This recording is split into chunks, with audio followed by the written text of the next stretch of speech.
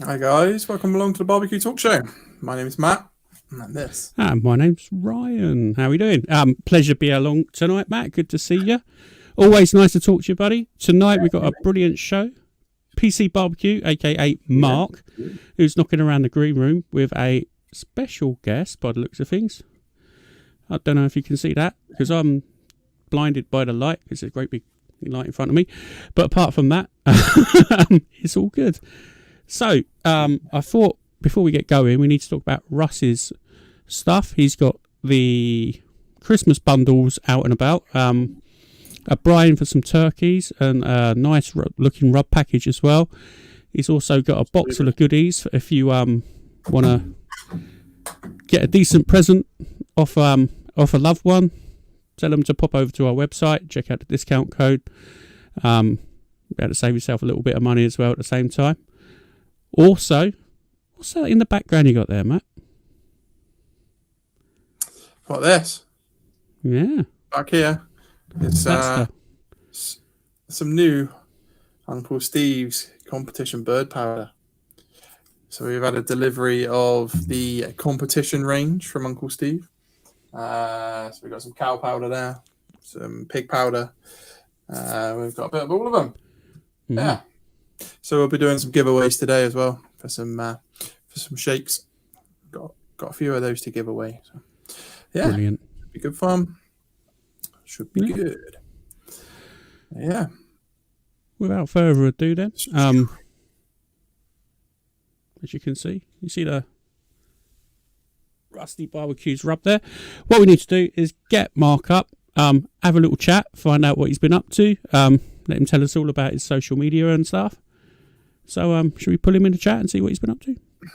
Let's do it. Okay. Bring me in. Yeah. Hey! Hey! Hi, boys. Yeah, okay, look at that. How are you? Yeah, you haven't. Very well, very well. You haven't been to America, have you, lately? I'm wearing a new T-shirt for you. Nice. Hey! That's it. I've been being interrupted a press conference. I'm wearing the shirt. Come on. Now you're back and you're on the show to tell us all about it. I've no idea what's happening over in that country, and I'm not really that bothered. Well, we've got some lovely American people over there who help us out, and they're all good guys. In fact, Lep's in the chat, Dutch is in the chat, Ross is in the chat.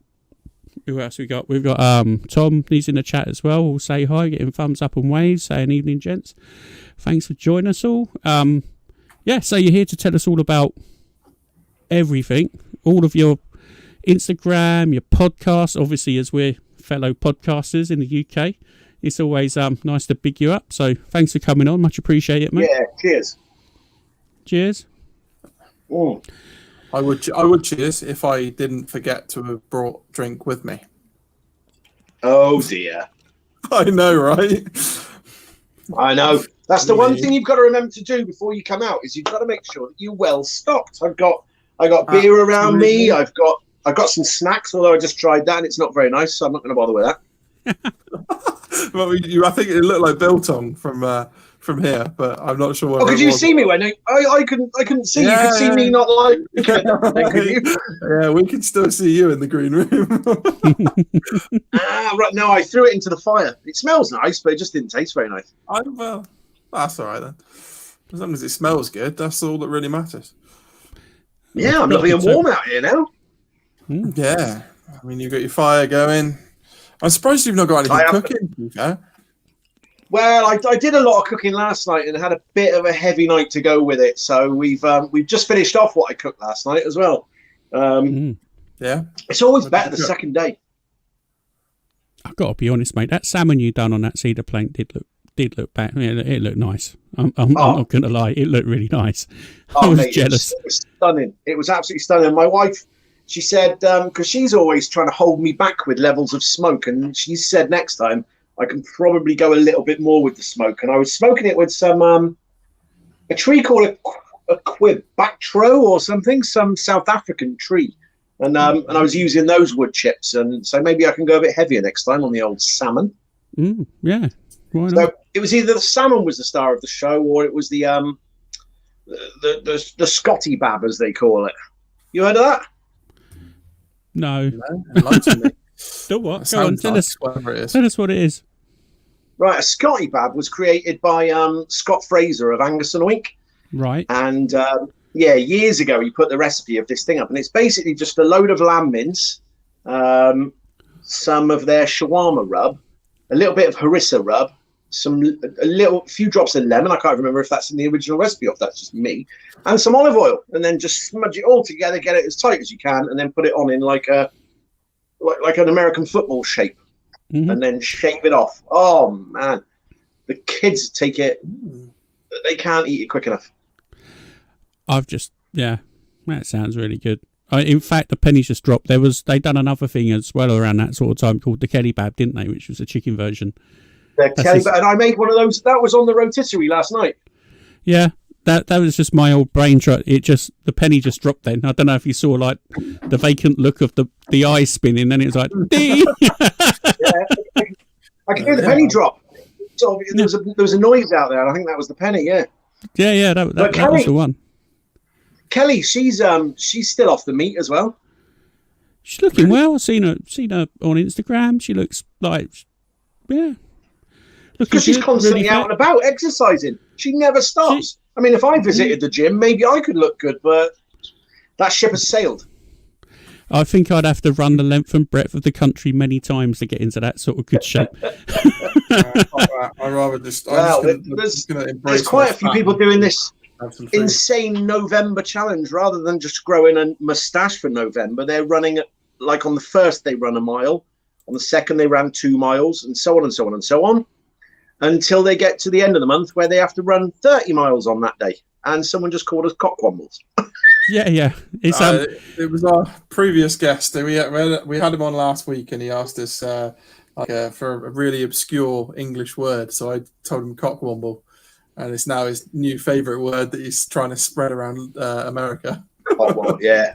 Where's he from? He's from the States. Whereabouts in the States? I can't remember. He's up near New England. New England area. I can't remember the exact area. Maybe?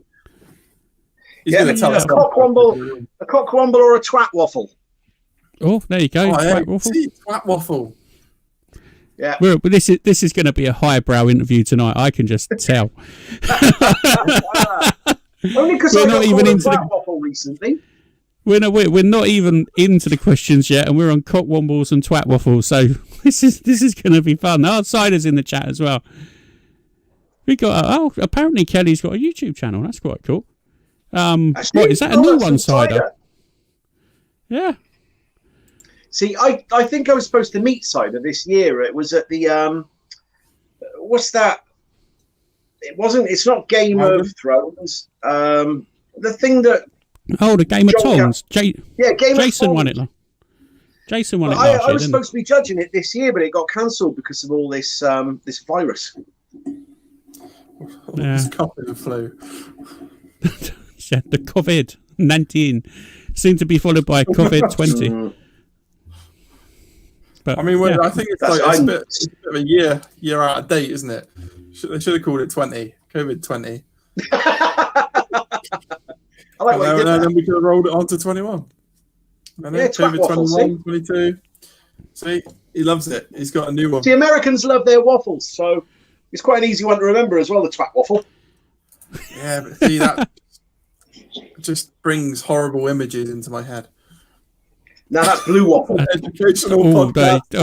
Let's just back up. Yeah, for those who haven't Googled the blue waffle, thank me later. Oh, man. Fucking hell. Oh, dear. We've kind of lost the roots of a barbecue show at the moment, haven't we? Nice wet grass. Nice wet grass. That's all you got to think about. Don't burn yourself. Here we go. Let's get into some questions. As we're here, this is what we're here to talk about. So, what is your first memory of cooking over flames?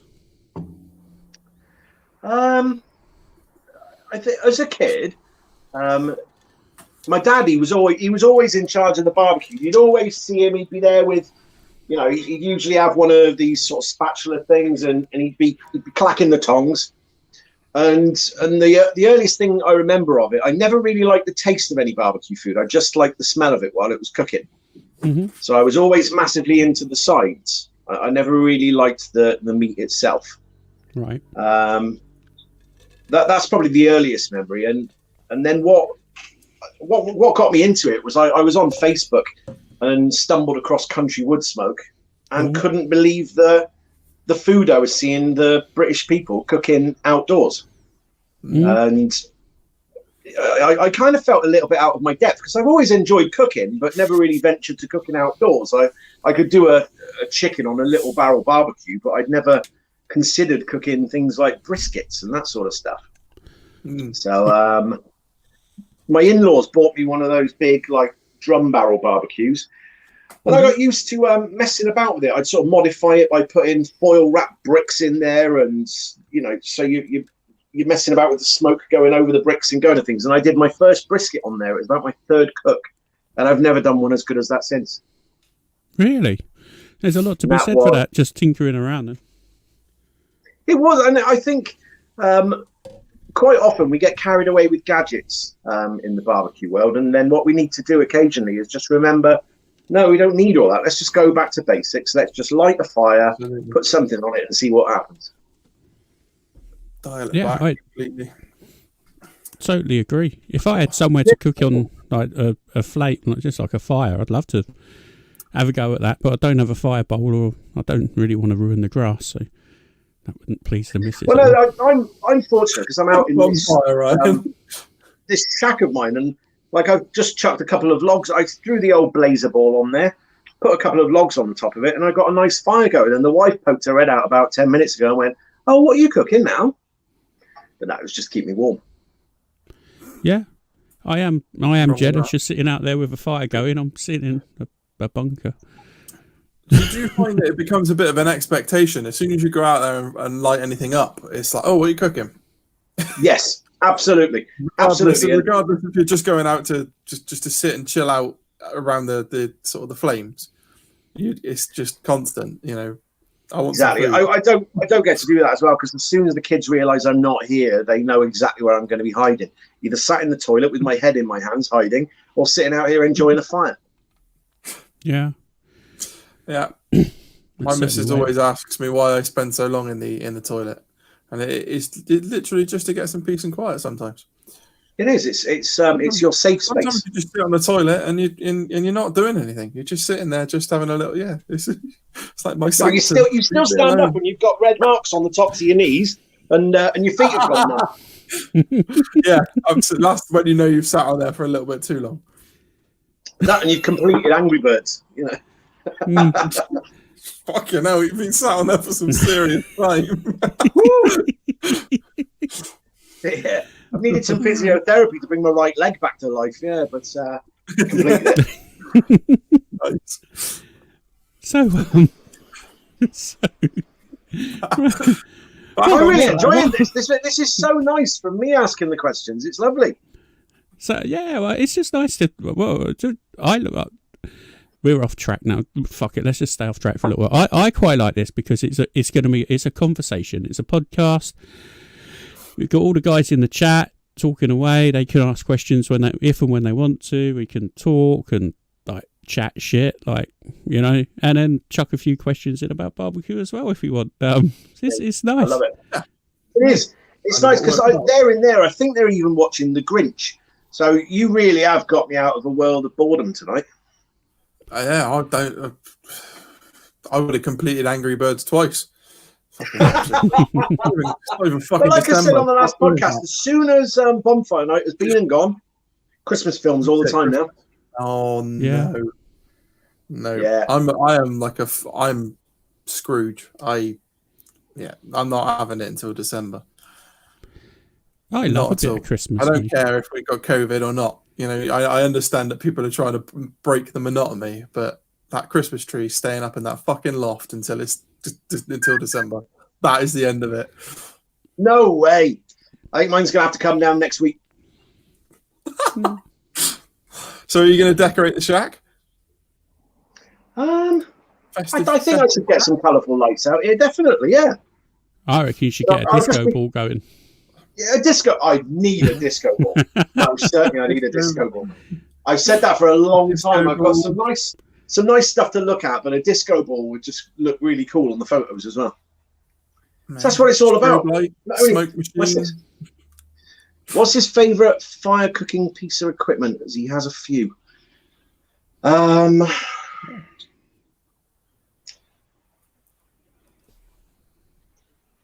the moment, I'm in love with. I'm always in love with the Blazer Ball. I can't say enough good things about the Blazer Ball, but I love the Thuros T1 with the rotisserie attachment. I could just sit there for hours, and I have sat there for hours watching it as well. And the most engrossed I ever was when I got some pork loin steaks and threaded them on sort of one that way, and then that all the way down. And then as it started turning, watching as the fat started to render from one to the other, and it looked almost like you put cheese slices in between each one, the way the fat melted into each other. It was amazing. And my wife kept coming out and going, "You can't watch paint dry." I said, "Whoa, stop, love, right? Nothing like paint drying. This is watching stuff happen. It's watching it evolve. It's watching it, become something." And I could watch that all day. I was gonna chip in with meat spinning, but it's a different video. Unbelievable! What is wrong with you? It's normally me that brings the conversation down. Marcus Hender's here as well.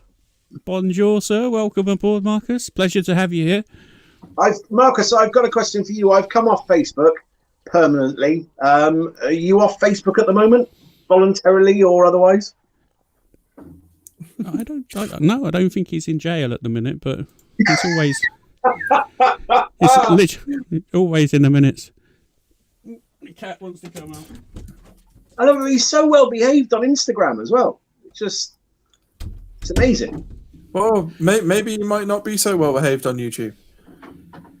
Maybe we'll get our first warning. Well, if you stick around, Marcus, you've got to come on live. Yeah. Yeah, exactly. Anything could happen. Anything could happen, and it usually does. So, we're done the what? So let's talk about your podcast. Let's try and get it back on track. We've got to do a little bit of content instead of just having a bit of a giggle. That's what. So what inspired you to start your podcast up there, Mark? What that came from, I think it was around about the beginning of lockdown. I started with that PC BBQ Investigates thing where on Instagram Live, I was bringing people on much like this, but it'd only ever been me and one other person apart from when I spoke to the Lamb and Flag in Wick about pubs reopening and business and, the scheme that the government were doing. And there was two of those, but it started off as a bit of a laugh, just something to break up the monotony of the whole lockdown and maybe cheer a few people up. Yeah. And the sort of the model of the whole chat was this PC BBQ Investigates, and I posted some pictures of the people I was going to be talking to, looking all serious and mean, and it created that image that they were going to get a really sort of hard grilling when they came on, but it was quite the opposite. Yeah. It was just a nice way of them just talking about their products, really. And if people were in two minds about whether they wish to make a purchase of something, then this was quite a good informative way of people learning a few more things about what they were doing. And from that, again, just driving to work thinking, I've not got any PC BBQ Investigates lined up. And there was stuff that I wanted to say. I would just... there was just stuff that I felt I needed to say instead of getting other people on and getting them to say it. And so I was walking the dog one day and I just started recording on the phone. And I was doing it in like 2-minute clips, 4-minute clips, 5-minute clips, and then piecing them together and putting it out. And people listened to it and said, that's really good fun. We enjoyed it. And then someone said, "Oh, you've got such a soothing, relaxing voice, but the breaks in the conversation sort of break that up." So I thought, well, let's have a go and see if I can do it in one go. And then half an hour just became so easy just to start talking. But then I never had any structure to them. So I'd start off, I did one episode called Faff Burger, and I didn't mention the Faff Burger at all. So I had to do Faff Burger Part 2, where I did actually make a point of talking about Faff Burgers. And so it was born from that, really, not purely through the sound of my own voice, but through the sound of just giving people a giggle, just trying to make someone smile occasionally, or cry, like in the recent one. Well, that's a general thing, you know. Let's be honest. We do this just for a bit of a chat and a giggle, don't we, really, Matt? You know what I mean? Obviously, we're sort of like, you know, semi-serious, but not even semi-serious, to be honest. We're just here for a chat and a drink and a bit of a good time, if I'm totally honest. So how do you guys know each other? Well, we've never met. You've never met? Met your wife. He's met my missus. He's met my missus. That's a bit of while he was at work, I went round his house and I saw his missus. He dropped a package off. And you left straight away, yeah? No, I dropped a package off. Is that a euphemism? I hope not. No, what was it? You dropped some of Uncle Steve's shakes. Uncle Steve's right. Like we got that sent over from America, and he was nice enough to put some barbecue talk photos. That one. That one's the one I filled with anthrax for you. Yeah, I know. I figured that. That's why I still got the lid on. So what got you guys into doing this together then? Sorry, I'll flip this round now. No, it's okay. It's fine. You could use it as a simulcast as you like. Whack it up on your podcast as well if you want and broadcast it. Absolutely. So how did it start for us? What happened was on my channel. Well, it was. What was it? No, we met in the barbecue group, didn't we? I've got a Ugly Drum Smokers Barbecue UK is my barbecue group. For obviously Ugly Drum Smokers. We met in there. It was. I didn't realise you actually ran that group. I think we met more along the lines of it was some of the regular viewers in America were doing live shows. We jumped on different live shows together and was talking. And then the suggestion was put out that maybe we should do something like this in the UK.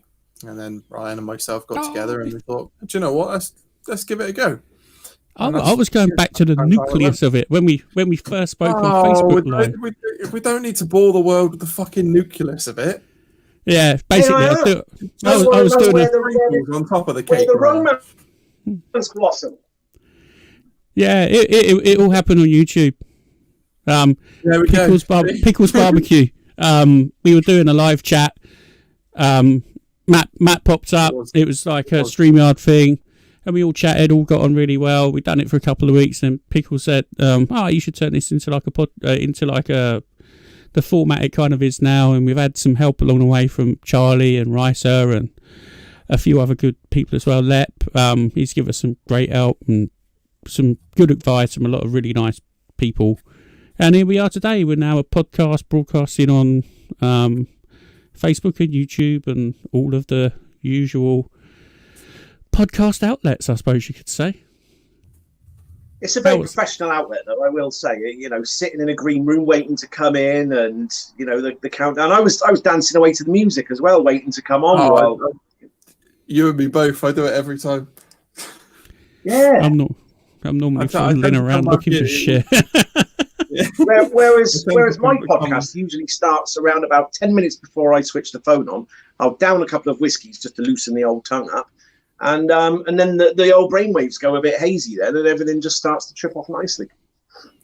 Yeah, that's what we did in the first sort of 22 episodes, and now we're getting a little bit better.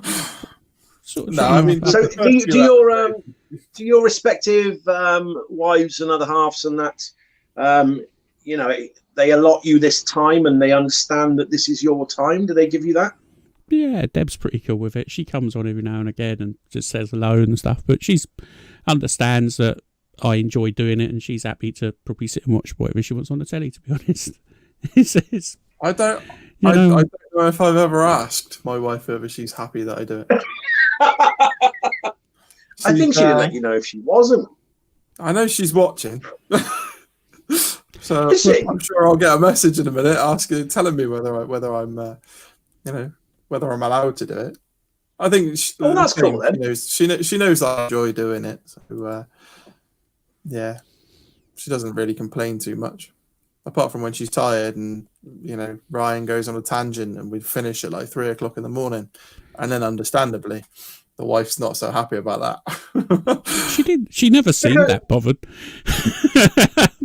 This is right. I'm sat out here. I've got no one I can bother. My neighbour who lives there's got dementia, so he doesn't know or care what I'm up to, and I'm not disturbing anybody. Who's that guy out there making all that noise every 30 seconds? Shall I go and make him a cup of tea? Or he's thinking, why is there more smoke coming through my window or something like that? Yeah. Oh, shit, it's all on fire again. Yeah. Hunting round his house. Poor guy. A joke, but I don't think I left the beans on. Horrible things for anybody to suffer through. What are you drinking out of there? Looks like you're drinking out of a vase. It is a vase, yeah. He's drinking out of his wife's flower vase. He just he's like Brian Potter from Phoenix Nights. I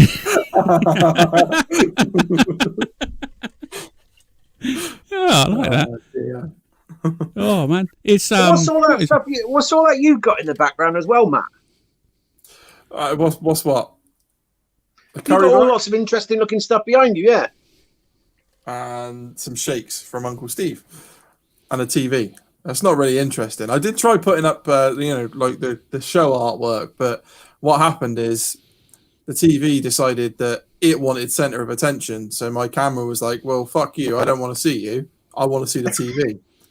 So the TV went off. I thought it'd look okay with the TV in the background.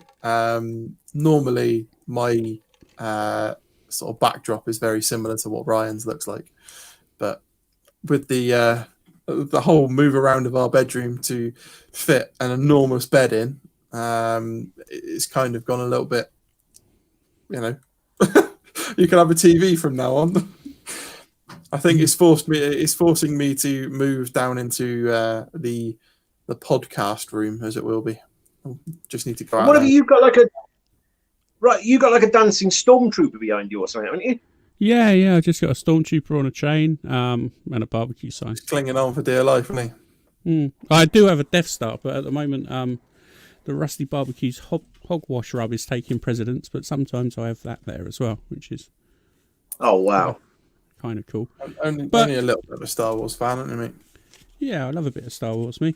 But at the moment, that's taking precedent, I thought, for tonight. I'm currently looking at the 2 lightsabers sat on the bed. So there's another euphemism. Yeah. Anyway, this vase, this isn't that big. It's just the camera. It makes it look bigger. That's all I'm saying. It's a normal size cup. It's just the camera that makes it look big and the angle. So it's nothing unusual. It's just a normal size cup. Just saying. Yeah. All right. Oh dear. So, question from the chat. Let's try and get back some kind of normality to the show. Pickles wants to know, what's the strangest thing you've barbecued? The strangest thing I've barbecued. I mean, I've messed about with all the your alligator steak and things like that. But I think the strangest thing I've ever barbecued would be cauliflower rice, and I'll never do it again. Absolute crap. What a waste of time that is. In fact, when I speak to my kids and I say, right, kids, what's the worst thing Daddy's ever cooked for you? They will go, the cauliflower rice and the bean and coriander burger. Utter shit. You know why that was, don't you? Why? Because there was no meat in it. We've had a little bit of trouble with the vegans lately, haven't we, Matt? Let's not go down that road again. We haven't had any troubles with the vegans. We had a comment from vegans, and I just put, thank you for your very interesting point of view. I didn't say anything horrible in my head. I respect the vegans. What the fuck is wrong with you lot? Yeah. See, there's the normal size cup now. Look at the size of that to your lips. Don't give me that bullshit that that's a normal size cup, right? I've got really small lips. Going back to the vegans, though, I think that, the vegans, I don't get where the whole vegan bashing comes from, because that was one of the things that pissed me off on Facebook, because it's constant. And I get quite upset every now and again. I'm not that slim, right? And I've run 16 marathons in my time, and I've done numerous little things, and I like to get fat and then get thin, and there's no happy medium with me. I'm all in or all out. And those who know me as well, I've got on my soapbox a few times about the shape and size of a lot of people in the barbecue community, and the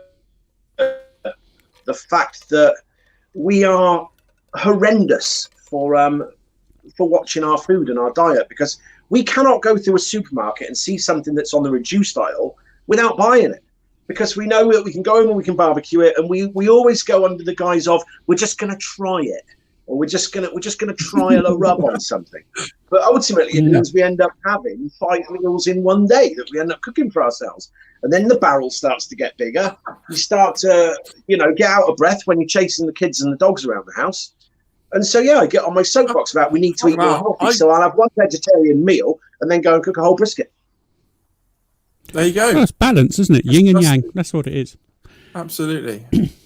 I mean, I talk about getting out of breath chasing your kids. I get out of breath flipping burgers now. Oh my God! Well, you've got to do something about it, then, mate. Get yourself some cauliflower rice. That'll sort the balance out for you. That'll make the world better.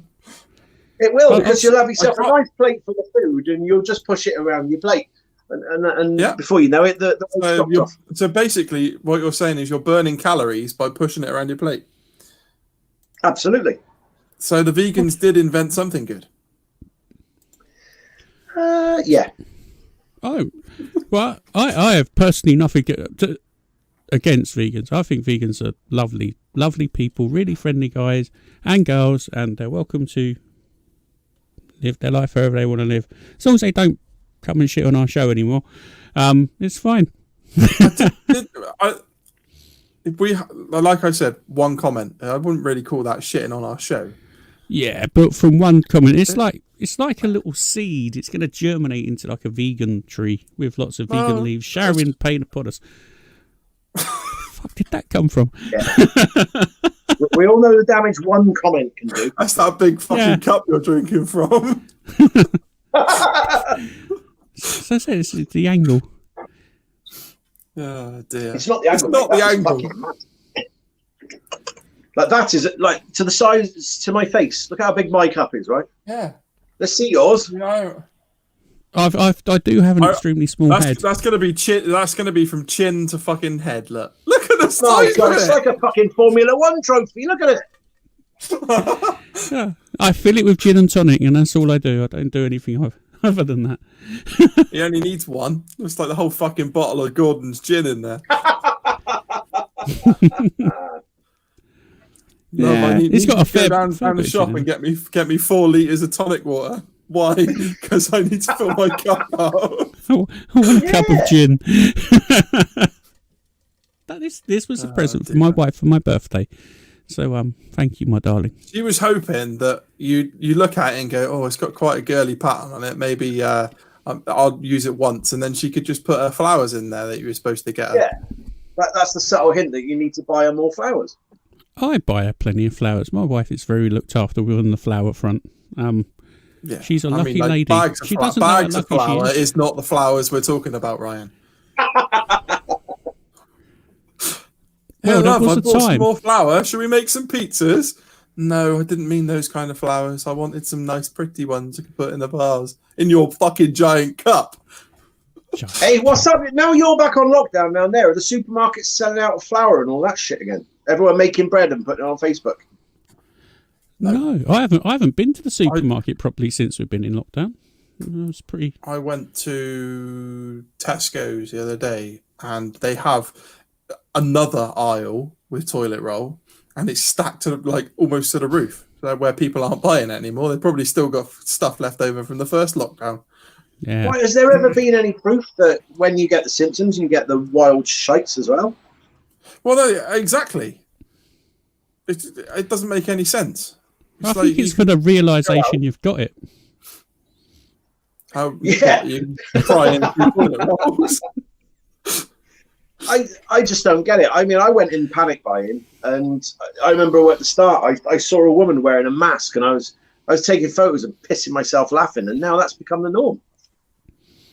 Trailblazer, you see, that's what she was. As I was stockpiling my trolley with wine and beer. Yeah. There were no restrictions. I panicked. I went out and panic bought as well. You know, I went and cleared all of the meat fridge. You know, I had steak. You know, everyone's there fighting over shitter roll, and I'm there like, this steak looks nice. Well, I just couldn't go to supermarket. I didn't like the queues. I didn't like the people or anything like that. And so I kind of forged a really lovely relationship with a butcher. These guys, Farmer's Pantry, who I'm always banging on about, because they changed their business model from supplying all restaurants and outlets to sending it to the public. And yeah, they've stuck with that business model now, and they're loving it. I did the same thing. We've got a local butchers. Well, it's like a catering butchers, and the same thing. They were doing everything for sort of restaurants, pubs, things like that.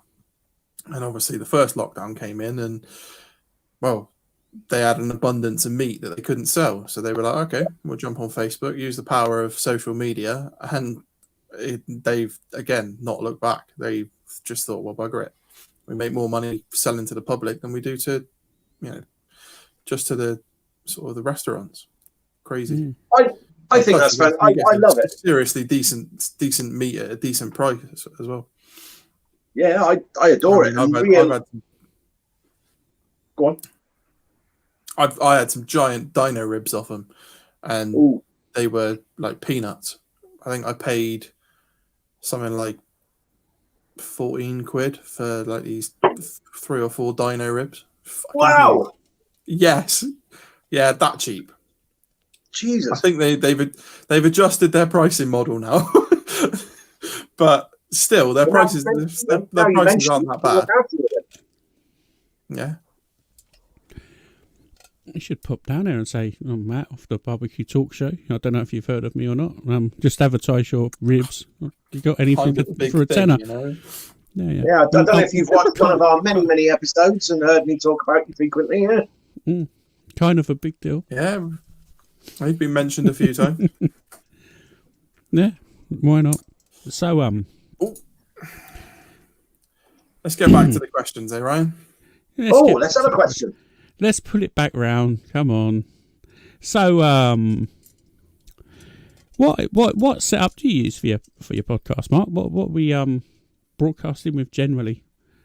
It's on the phone. I don't use anything fancy. It's literally on the mobile. The mobile sits pretty much where you guys are sitting now, and you know, you can't see me when I'm doing it, but the whole time I'm just like.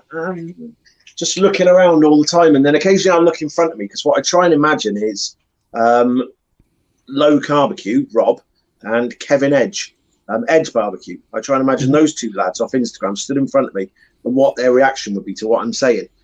And I find that keeps me on track to saying the right thing. Now, I did stray off track once. That had horrendous ramifications, and I won't be straying off track again. Well, you're going to have to enlighten us now. Not really. I think sometimes you get burnt, and it's best left where it is, to be honest. Was it that bad? We just move on. So, how do you find the content to talk about your show? Yeah, those that know. But Matt, if you want to Google my name and then put news, you'll be able to read about what was said. So, anyway, getting back to the podcast. Okay. How do you find the content to talk about on your show? I now mainly stick to food after that particular episode. Yeah. Well, I think that's a fair point, well made, to be honest. I know.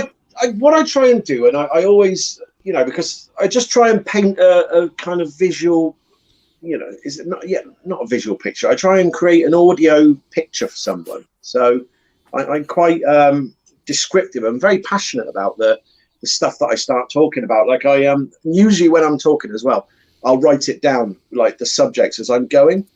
Yeah. Just so I know what I've talked about afterwards, because I don't want to listen to it again, really. I'm just looking at the list of what I talked about last time. It bounced around quite a lot, talking about change of direction, big K charcoal, sample rums that I'm trying to scrounge, and Christmas films, and then talking about the loss of me dog at the end. So it can go anywhere, but I've got to stick to things that aren't controversial or going to land me in the paper. No, you don't. That's not a good place to be honest. But don't they say that all not all. I don't know. Not all, Matt. Honestly. No. Okay. Not in my occupation. On to the next one. not all of it. Sometimes it's just best to trust the person who does the podcast with you and say, honestly, Matt, you really don't need to know. We can talk about it afterwards, maybe when the podcast isn't running. Matt. It was a comment I made that I shouldn't have made because it wasn't my place to say it, and it just all spiraled from there, really, mate. And yeah, it was off topic. Off topic. So getting back on it. So that's a nice segue to get back on topic. Nice. The whole social media stuff. In fact, that's quite a good way to come back in. The whole social media stuff, activities and stuff can be extremely sort of like exhausting and expensive as well at the same time.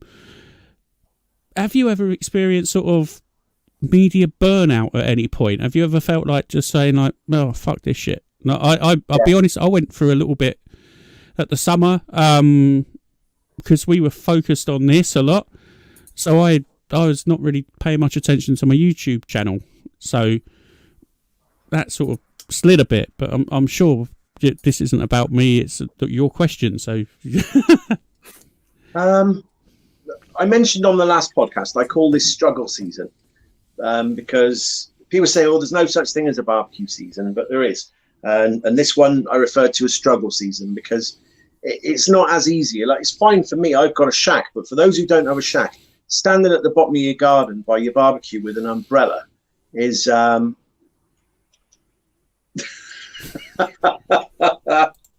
it's hard work, and it's a ball ache for people standing there pissing down rain, holding an umbrella and trying to enjoy cooking. It's not much fun.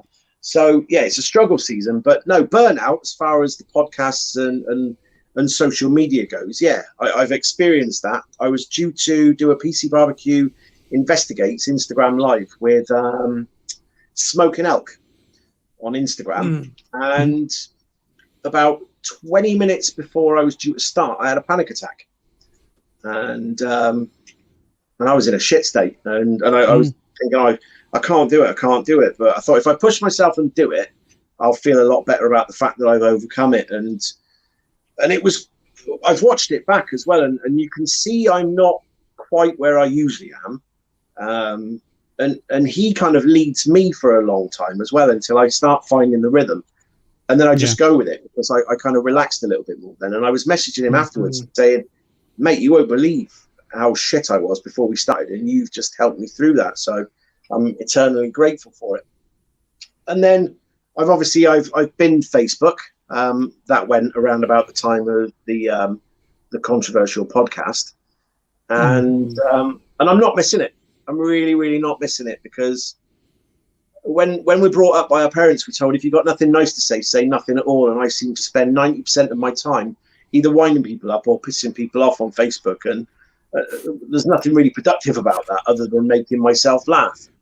And all I've found since I've come off it is I'm not constantly faced with stupidity anymore, because I'm not saying all my friends are stupid, but people who comment on threads, you can't help but read what they've said, and it just annoys me. I deal with enough stupidity when I'm in work. I don't need to be looking at it when I'm at home as well. And then the same burnout with Instagram as well. I've come close in the last few months to just think, because if you look at what I do on Instagram, I cook some food on a barbecue and I take a photograph of it. Does anyone really care? What did we do before we started taking photos of our tea? Well, to be fair, there's 5,000 odd people that do care, to be honest. So there absolutely is, and that's what I just sometimes it's how your mindset changes, isn't it? And you think this is a lot of, because it's not just, cooking something for tea and taking a photograph of it. You are thinking in advance of what can I make, what's going to be good content, and what will look nice on the feed. So it does take up a bit of extra time that I could be, there we are, panic attack for the first time on Wednesday. Yeah, this was the third one I'd had in my life, mate, and they absolutely suck. Wouldn't wish them on my worst enemy. Well, actually, I would. Yeah, I suffered 3 or 4 when my son was born. Never had him before. Never had him again. Yeah, I was there like, the fuck do I do? Yeah, not fun. They're not fun at all. No, they're not fun. No, so the burnout of social media, I've gone through it so many times where I have the doubts and I have the questions, but then I just look through my feed again and realise how much enjoyment I get from looking at other people's stuff as well. And so I just then come back round to thinking maybe people do like looking at it. Yeah, you got a decent Instagram page, to be fair. I've had a good mooch around it over the last few weeks. You got some cracking pictures on there. I like the sort of like the way you put your photos together as well. They look pretty cool to me. Quite sort of yeah. What's the word? I can't even think of the word. No, nice. That's a bit of a partridge way of putting it, but you said I don't know. Nice. I was going to say something, but I've had a big glass of gin. I thought you were going to go kind of sort of rusticy type of look. Like that. Avant-garde. Nice. That's I'd say they're sort of like rustic, if you like. They're quite that sort of look. You know what I mean? They're really natural, kind of nice. Like that they don't look. You see some pictures on Instagram and they're really sort of blown out a bit, and I don't know. You can see they've had stuff done to them. Whereas yours they look natural to me, but just really nicely presented. By having stuff done to them, do you mean as in like they've been put on the barbecue and cooked? No, well, edited heavily. Yeah, well, not edited, but sometimes people put stuff like they spray food down and stuff like that with oil and just to make it shiny and chuck a load of oil on top of your burger buns. Mm. Yours was going down in one then. I have done that before when I've gone to take a photo of something and thought that looks stone cold. So I've hidden some charcoal at the back of the board, and just as I'm taking the photo, gone and then taking the photo. So it created that tiny little bit of smoke, and then it was like, "Ooh, doesn't that look hot?" Never did that again though, because it burnt my work surface. Because it ruined your board. Yeah. I'm burning these logs out here now, and it looks like it's been snowing in here now. There's just more white shit than on my pillow in the morning. It's horrible. I'm referring to dandruff there, people. I was going to say, obviously. Yeah. I really had to hold back then. I was like... That was another Partridge reference, a pillow like a flapjack. Yeah. Oh, what are you like? Excuse me. So social media. But I mean, have you guys, have you experienced the social media burnout doing all these wonderful shows? Yes. Sometimes it does. It takes its toll, especially when you've got a 9 to 5 and you're flat out 9 to 5, and you come home and you're like, oh, I've still got to do that. And sometimes it takes its toll, and then you just have to remember why you started in the first place. And then absolutely, mate. Yeah, that's a very, very good point. Why did we start in the first place? Or when you get guests come on that, just decide that they want to cause merry hell. Ryan's face, look at him. Ryan sounds like he's pissing in the bottle or something. It does sound like that. We've had a guest do that before as well. Yeah, but you're sat like that, and then we can hear the thing, and you think, oh, hang on, he's trickling. He's pissing. He's emptying his bag. Like I said, we've changing it over for a new one. It's always finding the shoes to match those sort of bags. It's a right pain. We did have one of our American friends come on and do that on the show live, and didn't think that we'd hear or even bat an eyelid about it. Really? Wow. Yeah, he went off with a pair of that one's an awesome episode. If you want to watch that back. Oh, Greg the Alad, that's it. The barbecue broker on Instagram. Come on our show. Greg the Giorgio. Yeah, Greg the Giorgio. He come on. He was steaming drunk, absolutely steaming drunk by the end of it, because we were hard drinking. Yeah, so he went off and he didn't know how to say, "I would need to go for a slash," so he just got up, and fucked off to the side of his garden, had a piss, and you could hear him having a piss in the flowers. We're like, Greg, are you pouring a drink? Greg, if you knock some water over. And he'd come back and he was like, fuck you, boys. Funny. He's a quality good lad, he is. I really like Greg. Greg and John, they do a podcast over in the States called Pit Life Barbecue. I've listened to them pretty much forever. If you haven't listened to them, check them out. They're really good. It's a good podcast. They have some good guests on, and yeah, they're just really friendly, good people. Absolutely. I think we've got some really good podcasts out there, and we've got some great people in this UK barbecue scene, and I, this is the thing that used to get my goat as well on Facebook, was the UK barbecue scene comparing itself and also trying to emulate the American barbecue scene. We don't have the same weather, we don't have the same meat as well. Our meat is treated differently to theirs, and I think we're good in our own right, and they're great in their own right. And so I just kind of think we should try and stick to doing more of our own barbecue scene than trying to emulate the Americans. Thoughts? I don't mind. I agree. A lot of I've got a lot of good friends over in America, and speaking of Americans, it's Ricer. How you doing, Ricer? Dead Broke Barbecue, good YouTube channel. Check him out. I've got a lot of good friends over in America. They've helped me along with my journey. I've picked up a lot of good advice over there, and for that I'm grateful. So I don't really cook too much American food. I cook my sort of style of barbecue, which is just lazy, to be honest. I put some ribs in a drum that I made and let it fucking cook and get pissed. Yeah. but that's just how I suppose you could say that's my style of barbecue.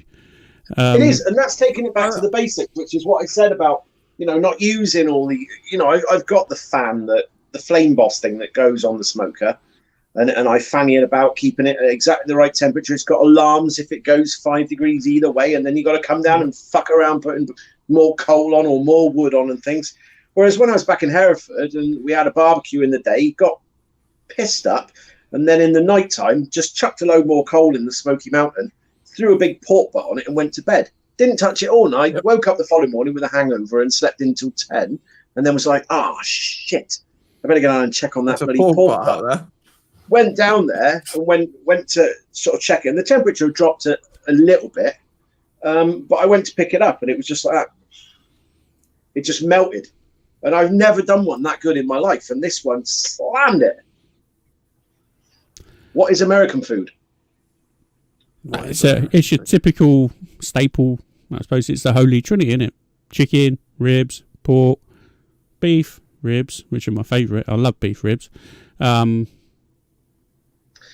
American food, though, I'm on about, we've got a lot of amazing barbecue products in this country. We've got our own rubs, we've got our own sauces.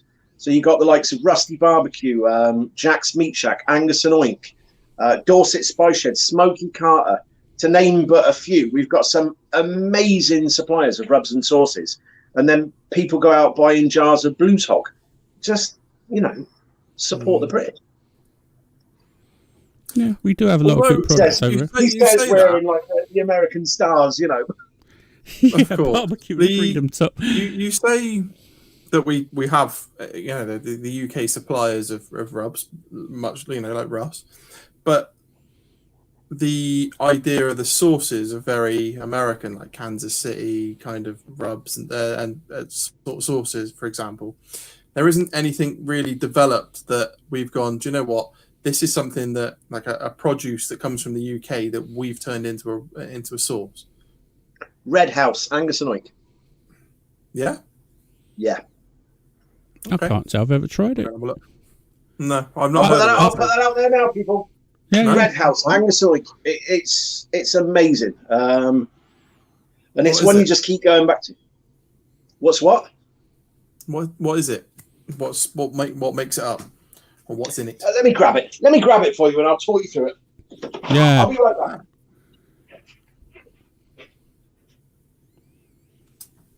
I must admit, I've never really tried any Angus and Oik stuff. I've always meant to get some, but never tried it.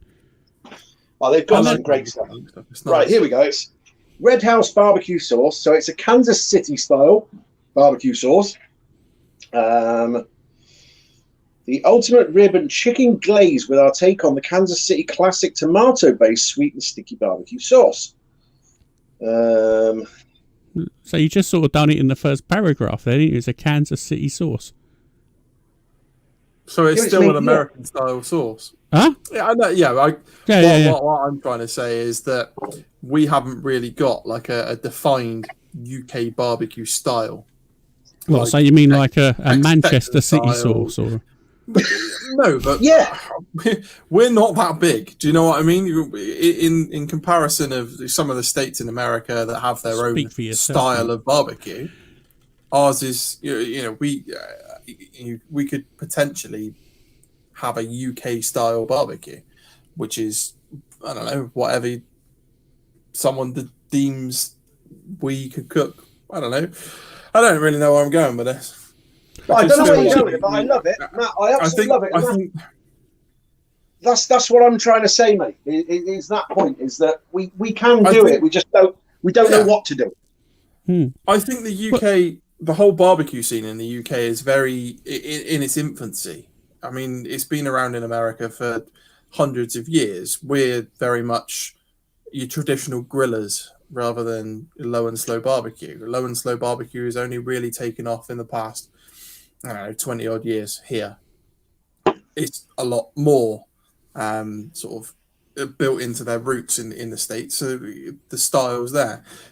I'm saying that in maybe 10 years, 20 years time, we might have like a definitive, this is a UK style kind of barbecue. Yeah. But at the minute, I think everybody's just testing the waters to see what tastes nice.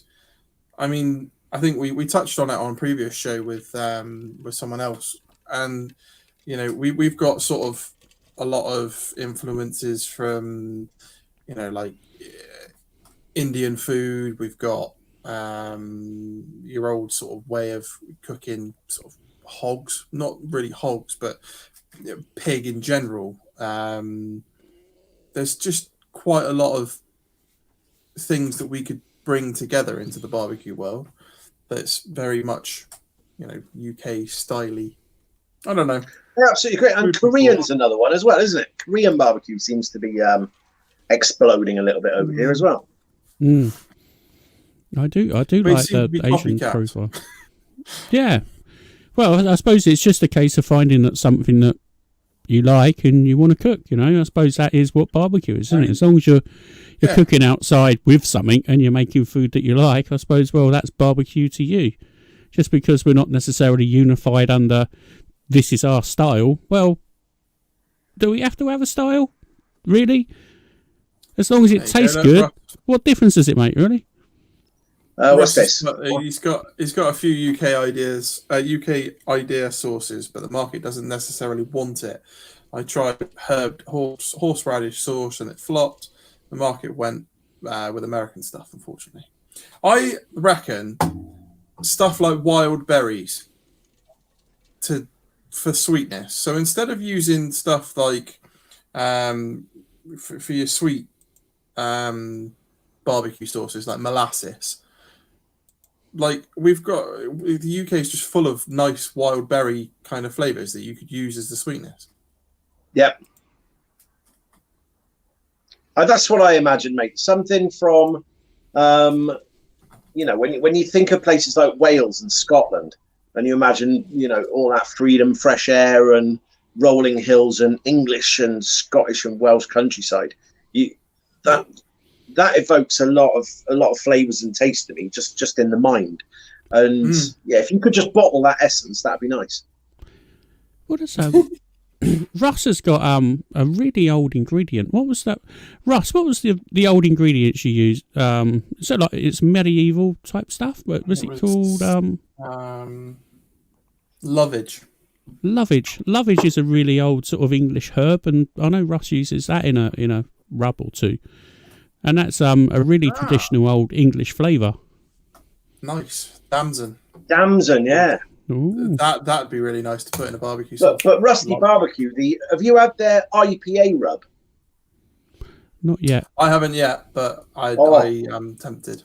I love an ale. I absolutely love an ale, and you can just sit. It's a bit more. I say, I'm going to get pissed on this one. Ooh. Yeah, it's a damn good rub. Russ he's just like a magician. I think we're just going to rename him to Gandalf. Gandalf, the barbecue rub creator. And absolutely working his arse off this year as well. Yeah, he's doing some good stuff. Well, it's paying off. Have you tried his chip dust yet? I've got some in the cupboard. I haven't opened it yet. I'm still on an Angus and Oink one. I've got about that much left. No. Throw that shit out and just go get Russ's stuff. I'm not joking. Mate, chip dust. When it first came through my door, the chip dust, I was like, what is this shit? Why do we need to faff with chips? Mate. No, I'm totally sold now. I'm sold. I'm not going to sit here and blow my own trumpet, but his chip dust wouldn't have been. It wouldn't have come into light if it wasn't for me demanding it. But where did you get the inspiration for? I need something to throw on my chips then. So, when you go to the supermarket and you buy a bag of chips, you put them in the oven, or you put them in Actifry because I'm posh. You put them in there, and you go, "Fucking posh." Well, that tastes like fucking nothing. Just you're like that. Like it tastes like chips. No flavour to it. Do you know what I mean? Chuck some of that. Chuck some chip dust on it, and I'm telling you, Russ, you need to put this on the packet. Makes shit chips great. Right? Stop buying chips. I've gone through at least 2 packs of this stuff, and every time I put it on there, I can't get enough of it. Like my son said as well, when he was using the chip dust from Angus and Oink, I will use yours, don't worry. But when he was using that one, he was going, usually less is more, but this is definitely more is more. Is it the same with the Rusty one? No. As all of Russ's rubs are quite, you don't have to like sort of chuck shitloads of it on there. The stuff that he makes has got a lot of flavour packed into a little amount. It doesn't really matter. If you put a shitload on the chips, it doesn't make it overpowering. If you put a little bit on it, it's still just as nice. Yeah. Wow.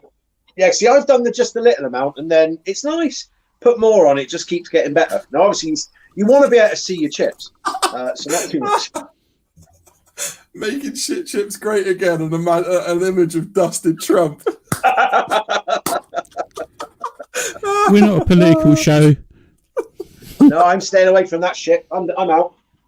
We don't do politics on the barbecue talk show. Unfortunately, we're moving away from that. And anyway, back to the questions. I don't know how we got think, onto that, but I really enjoyed that segment. That was cool. Yeah, that was a nice little chat. Which is cool. We've got a really nice vibe to this podcast. Actually, it's quite a good little chat. I'm enjoying this. Absolutely. So, I don't even know where we are with the questions. I've got them open. Yeah, I'm lost. I'm just catching up. So you're late. Yeah. So on your latest podcast, you mentioned a change in direction. Cooking outside, camping, etc. Give us a little rundown on what your plans are or what you're planning. This was another one that was born through lockdown. We've just had our second lockdown and it's finished, so now we're allowed to explore.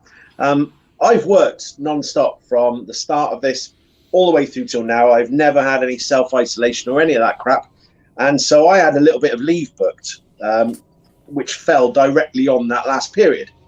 And I found just being stuck within the Bridgend borough, we went back to exploring our own doorstep and taking the dogs out for walks on the beach in the hills, down the sand dunes where they filmed Lawrence of Arabia, all that sort of thing. And just thought, look at all this beautiful scenery we've got on our doorstep. Now, I love cooking outdoors, i.e. out here. Let's try taking that cooking further afield into the hills. So I'm not going to be taking my, Master Touch or lugging a Thoros in a rucksack over my back. I want to go a little bit more rustic. And chips, fries or potato chips? No, fries. Fries, sorry. Fries. Yeah, fries. Potato chips. They're the crisps, aren't they? Yeah. And so what I want to do is I want to take like little stoves and make make fires outdoors using just wood and none of the coal and none of the cheating, and still making things outdoors. And because I think that'll also incorporate exercise as well, and it'll get me out and about walking, lugging this shit up to the top of a hill, and then cooking something nice when I'm there. Now, I've got this lovely little dream. I've had it for a while of cooking at the top of Pen y Fan, which is the biggest mountain in the Brecon Beacons, and just lug a barbecue up the top of there and cook for a few people. That'd be quite nice. That'd be quite a cool thing to see. You should definitely do, man. Yeah, do it. Can you have like open fires up on the top of Pen y Fan? I don't see why not. As long as you don't damage anything or make a mess, then why not take like you can get like the frame built sort of barbecue-esque things. Why not take one of those, build like an open flame at the top, and cook on that? Absolutely, really, but that's completely back to basics. Or even don't do that. Don't even take anything with you, and build a frame from wood, and high enough frame so that you're not getting, you're not burning the wood, but you're cooking the meat still. I don't want to rain on your parade, but a wooden grill. Yeah. What? Yeah. Because then when you're done with it, you don't have to carry it back down. You can just burn it. Exactly. Once you've finished, you can sit there and you push it all in, absolutely, and have a little fire and have a drink. Yeah. I was never a Boy you're not allowed Scout. to have fires on the top of this mountain. It'd be too late by as then. As long as you haven't got like a fucking raging fire underneath it, Ryan. Yeah, but it'd be one of like one of those beacons they used to have on the top of hills in the old days, wouldn't it? Well, we got them near where I lived, the old Brecon, well, not Brecon, but on the Ivanhoe beacons and all that sort of stuff. Well, whereabouts are you geographically then? I'm in the Chilterns. Oh, nice. Near Beechdene Ice Cream, I remember down there. I have never heard of them, but I might be. Whereabouts are they based? I want to know. See, I've had a look on recently on Instagram. They are on there. They're the most spoiled cows I've ever seen in my life. I used to work for a company called 3663. I don't know if you've seen their wagons around the place. Mm-hmm. And I worked in the convenience side, so I was always visiting theme parks, small shops, and merchandising and selling them the ice creams like your Calippos and all the other box. And so we used to get treated to little days out to ice cream manufacturers, and Beechdene was one of these in the Chiltern Hills. And their cows had such really nice big green fields, but in the fields they've had these massive posts in the ground and then girders going across the top, and the cows would all queue up to walk under just to rub their backs on the girders.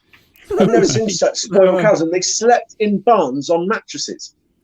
Really? No. Yeah. And So these are one the up ice from cream they Wagyu. produced was out of this world. Now, I'm not that massively into ice cream anymore, and I'm not in that business. But what I want to know is, can I eat one of them boys now? Yeah, Yeah. You should. They should be upcycling the cows into briskets. By the sounds of things. Yeah. So I need to touch base with them. Oh, I hate that phrase. I need to get in touch with them. Have you got any old cows knocking about I can borrow? Yeah. Or any of them looking a bit sick? You know. I'm just going to pop it in the back of the Mondeo. But yeah, so you're down that neck.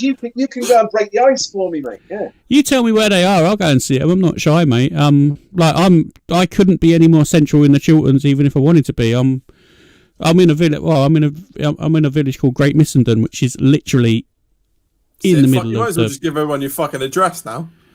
No one will fucking On come YouTube, here. This is exactly where I live. Yeah, well, fuck it. My page was called What are they Costa gonna do? della Great. They're going to turn up and steal his fucking rusty rub there. Come on now, Matt. Yeah. Go on, girl. Oh, he's pissing in the cup again. Oh, Ryan. It's better. Emptying his bag. No, well then, fucking hell. If they can find me, fucking, they're welcome to take whatever they can. If I can find you, everyone else can find you. If they can fucking get out alive, fucking fair play to them. Absolutely. What about you, Matt? What's your postcode? What's my postcode? I live in Yeah, Gloucester. the details on your pin, I can't quite remember the numbers. Have you got it? And Yeah, what's that 16 number card going across your number. card? What? How's it go? No, yeah, Chilterns, fucking Great Missenden. What are you going to do? Come and fucking get me? Probably not. It's a big village. Bring beer. So we do have a nice brewery. Around now. They'll be knocking door to door to try and find you. Yeah, there's a lot of doors to knock. Pretending to be Jehovah's Witnesses. Where's that fat bloke who does the barbecue? Oh, he's over there. fucking go and sort him out. He starts this man.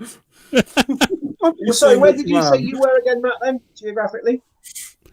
Gloucestershire. All right. There you go. So not a million miles away from here. Anywhere near Northleach? No. Wherever that is.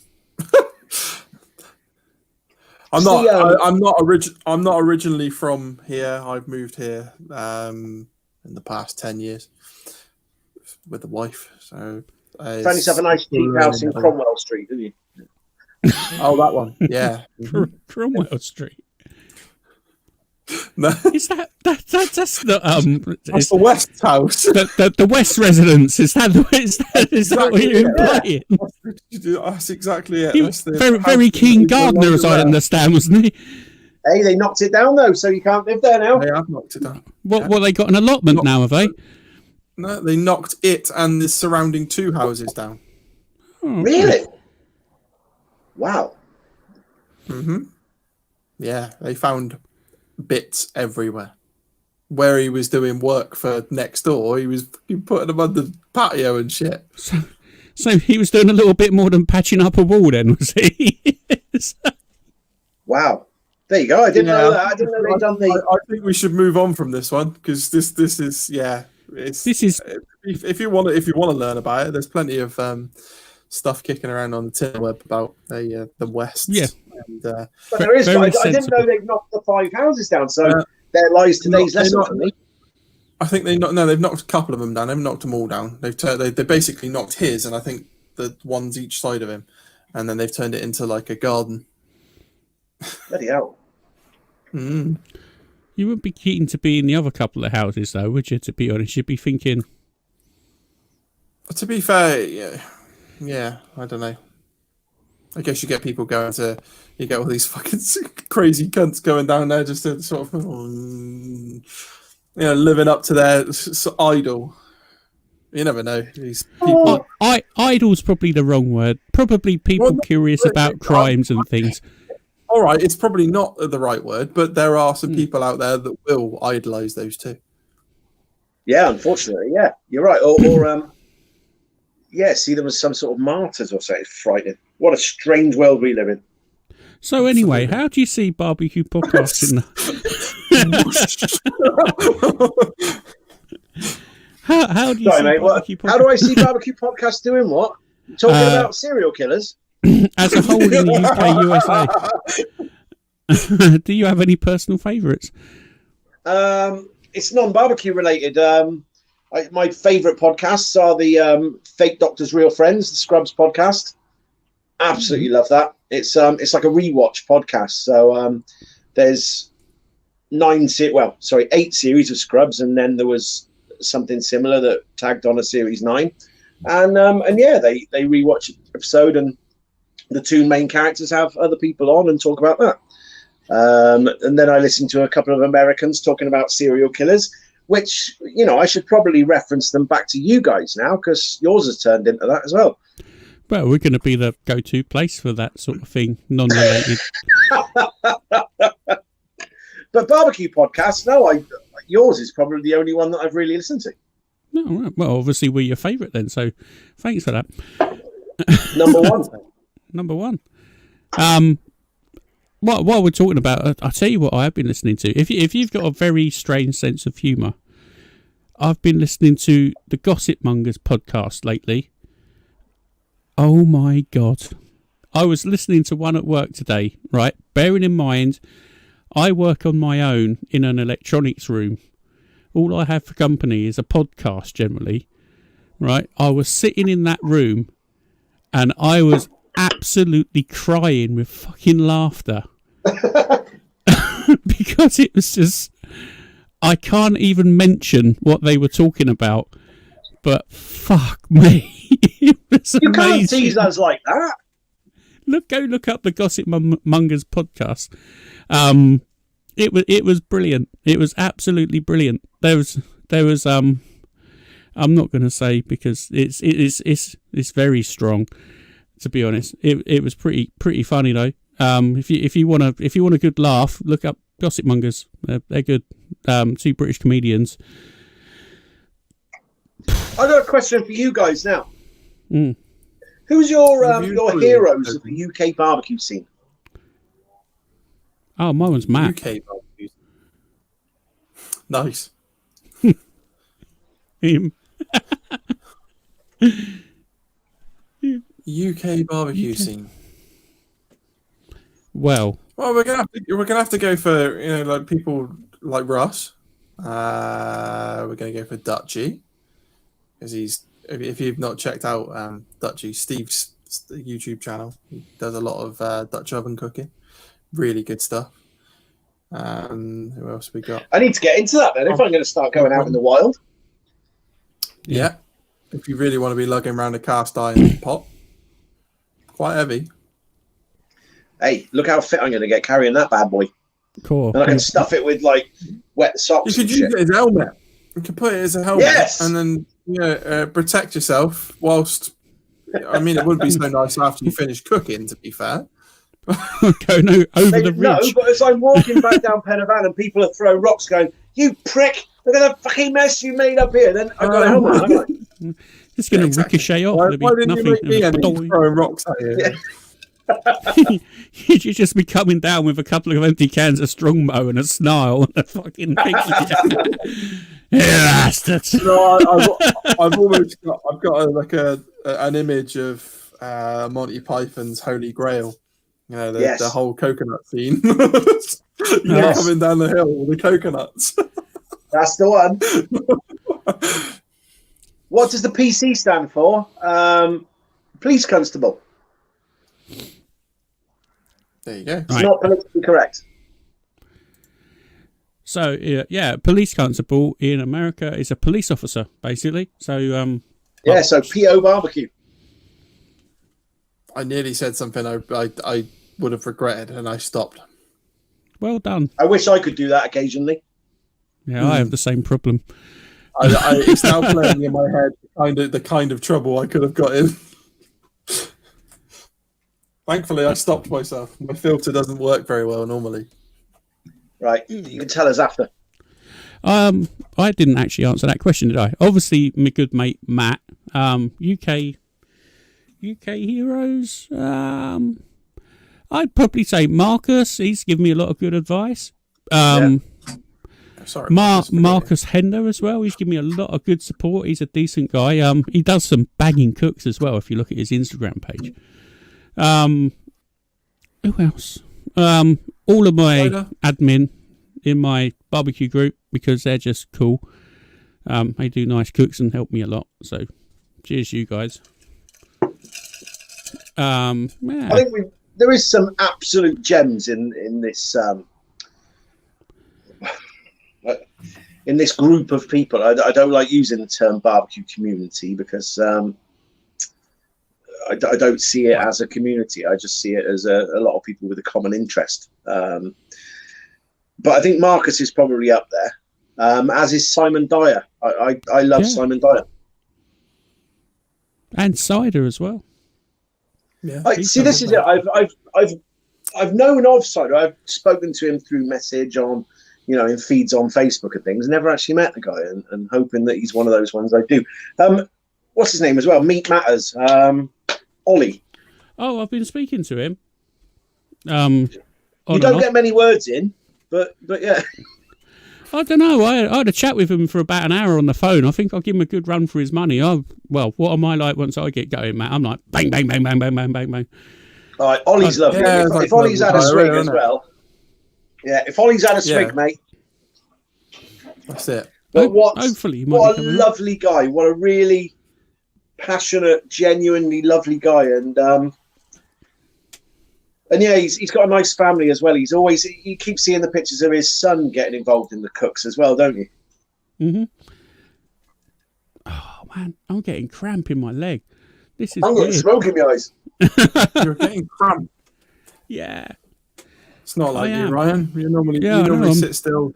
Never. Have you guys been watching the what was it? That American Barbecue Showdown on Netflix or whatever it is?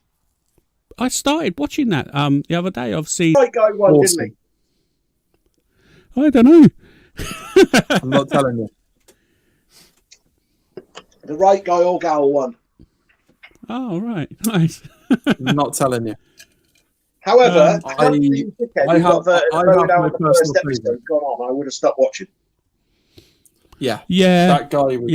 As soon as he must have been put on there for like the what the fuck value. Absolutely. You literally was like, what is this guy? Yeah, I'm not watching this if he carries on. Yeah. Thankfully, he goes in the first round. We're not spoiling much, to be fair. You kind of get the idea that he was going to go the first go anyway. Mm. And if I could move to the States, I'd go and move in with Grub. Right, in the middle of nowhere somewhere. Yeah, that would be perfect, that would. He could teach you how to make sausages badly. Yeah, he could. It'd teach me how to make sausages, and then it'd all be healthy food as well.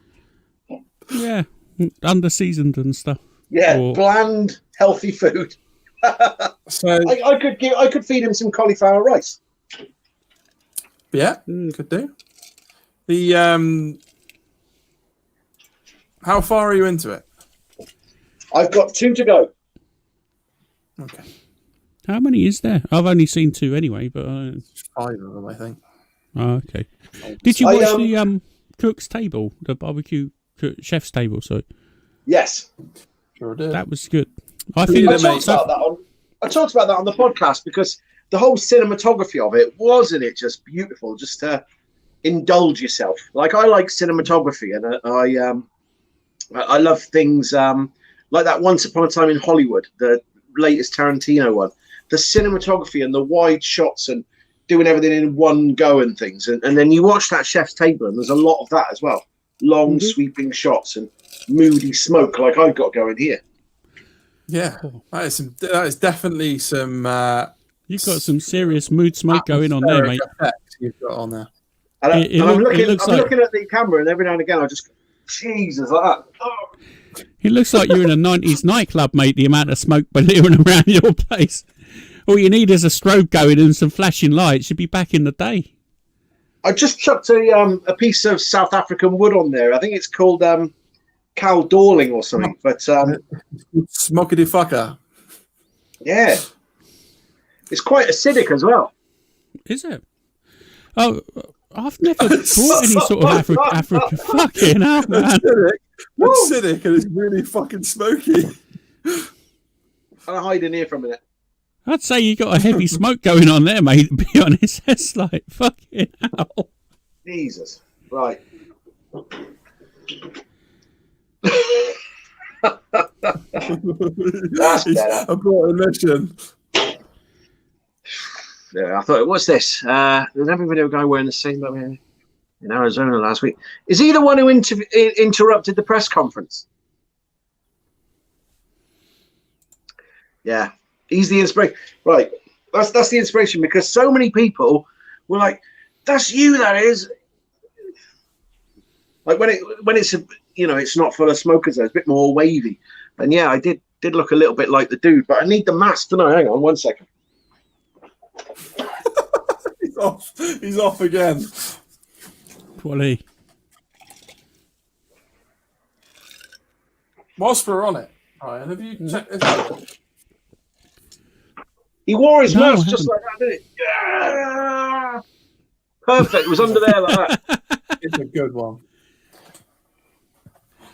Have you checked that one out yet? The curry guy. Oh, that's the two. I tell you what. Yes, I tell you what. Doing some of those dishes wild in a Dutch oven, they'd be amazing. Some curries. Yeah. I've got a Dutch hungry. oven. I'm I've hungry never for really curry. used mine that much. That's terrible, really. I bought mine. I seasoned it, and it's now sat over there In the bedroom. collecting dust. Well, they are good. Steve's going to tell me off. It is nice cooking outdoors, but with a Dutch oven, it kind of, you feel like, well, I could do that in my actual oven. Yeah. The only thing I've used a Dutch oven for is pit beans, to be honest. I've never made anything else in the Dutch oven. And to see what Steve creates is... And I'd be feeding Ethiopia. Is it that big? It's like fucking huge. It's like this big. Oh, yeah. Is yours have you got the Weber one, have you? No, I bought like a knockoff Petromax. It's right, yeah. But it's a big unit. No, I got the Weber one and I did a stir fry in it. That was fucking lovely, that was. Mm. Even if I didn't say so myself. See you later, Steve. He's off because I've said that I haven't used my Dutch oven yet. You triggered him. Sorry, Gone. Steve. They're all like in the chat. Bye, Steve. See you, Steve. I'm hoping that he's just put that in as a joke. I think he's joshing. Yeah, I think he's just messing. Yeah. There we go. I see he was. I will get to it, Steve. I promise. I just haven't. And Dutchy Cooking, make sure you follow me, because I'm going to follow you straight back, because I'm interested to learn. So when I'm out and about, I'll do some of your cooking. There's quite a few of his videos that he does out on campsite, things like that. So his videos are very good. His brisket in the Dutch oven looks lush. Oh yeah. Mm-hmm. Go check that one out. Well, that one's got some Uncle Steve shake on it, and it's just looks like to die for. Well, now we've got it back to barbecue. Hang on, what's this? Hang on.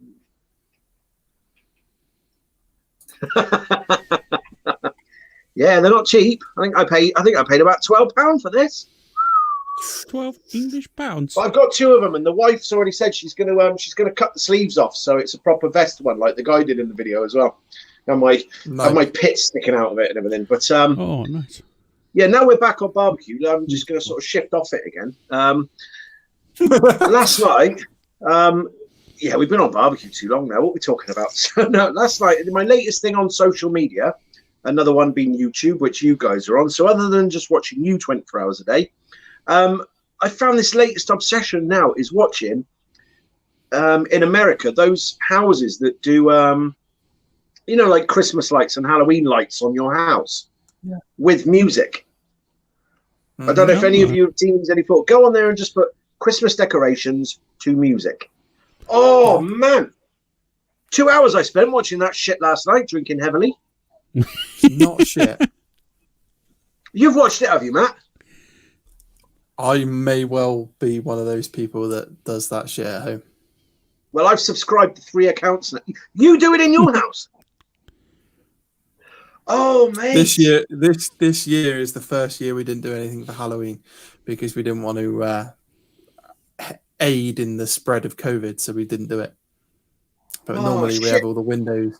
We have like the windows all decorated, so they've got like all like Halloween videos playing in them, and then I've got speakers outside that play like the different Halloween sort of music, shit like that.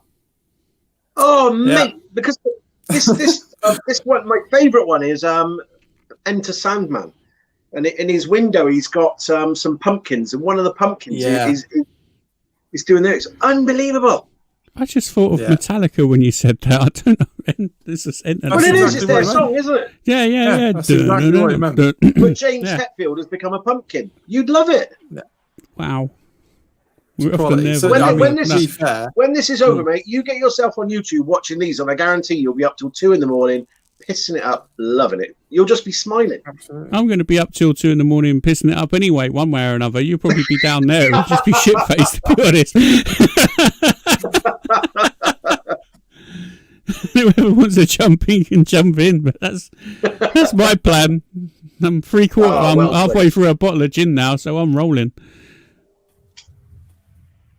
Come on, then, give me another question. Come on in, Matt. So where are we? So we've done the favourite podcast. Your Instagram account is doing fantastic. You have 5,260 followers at the moment, as of yesterday. No, it wasn't, a few days ago. You've probably gone up a bit by then, I should imagine. Do you know what you're rocking at now?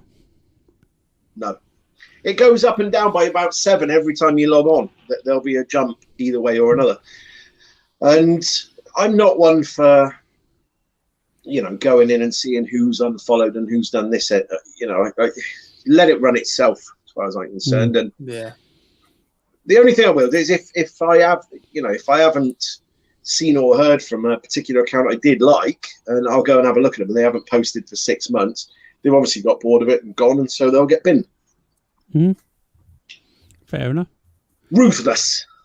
Not really. If people aren't posting, you're not going to follow them, are you? That's the fickle world of Instagram.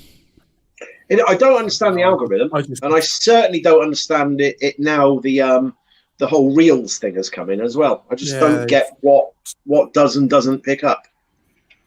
I logged in this morning and I was just like, what on earth have they done to it now? And then they've got like a marketplace on there as well that fucking selling their souls, going the way of Facebook. How does one make Instagram money? I don't know. I've not made a penny. I don't think you make money as in paid from Instagram. It's more sponsors and things like that, isn't it? Selling products.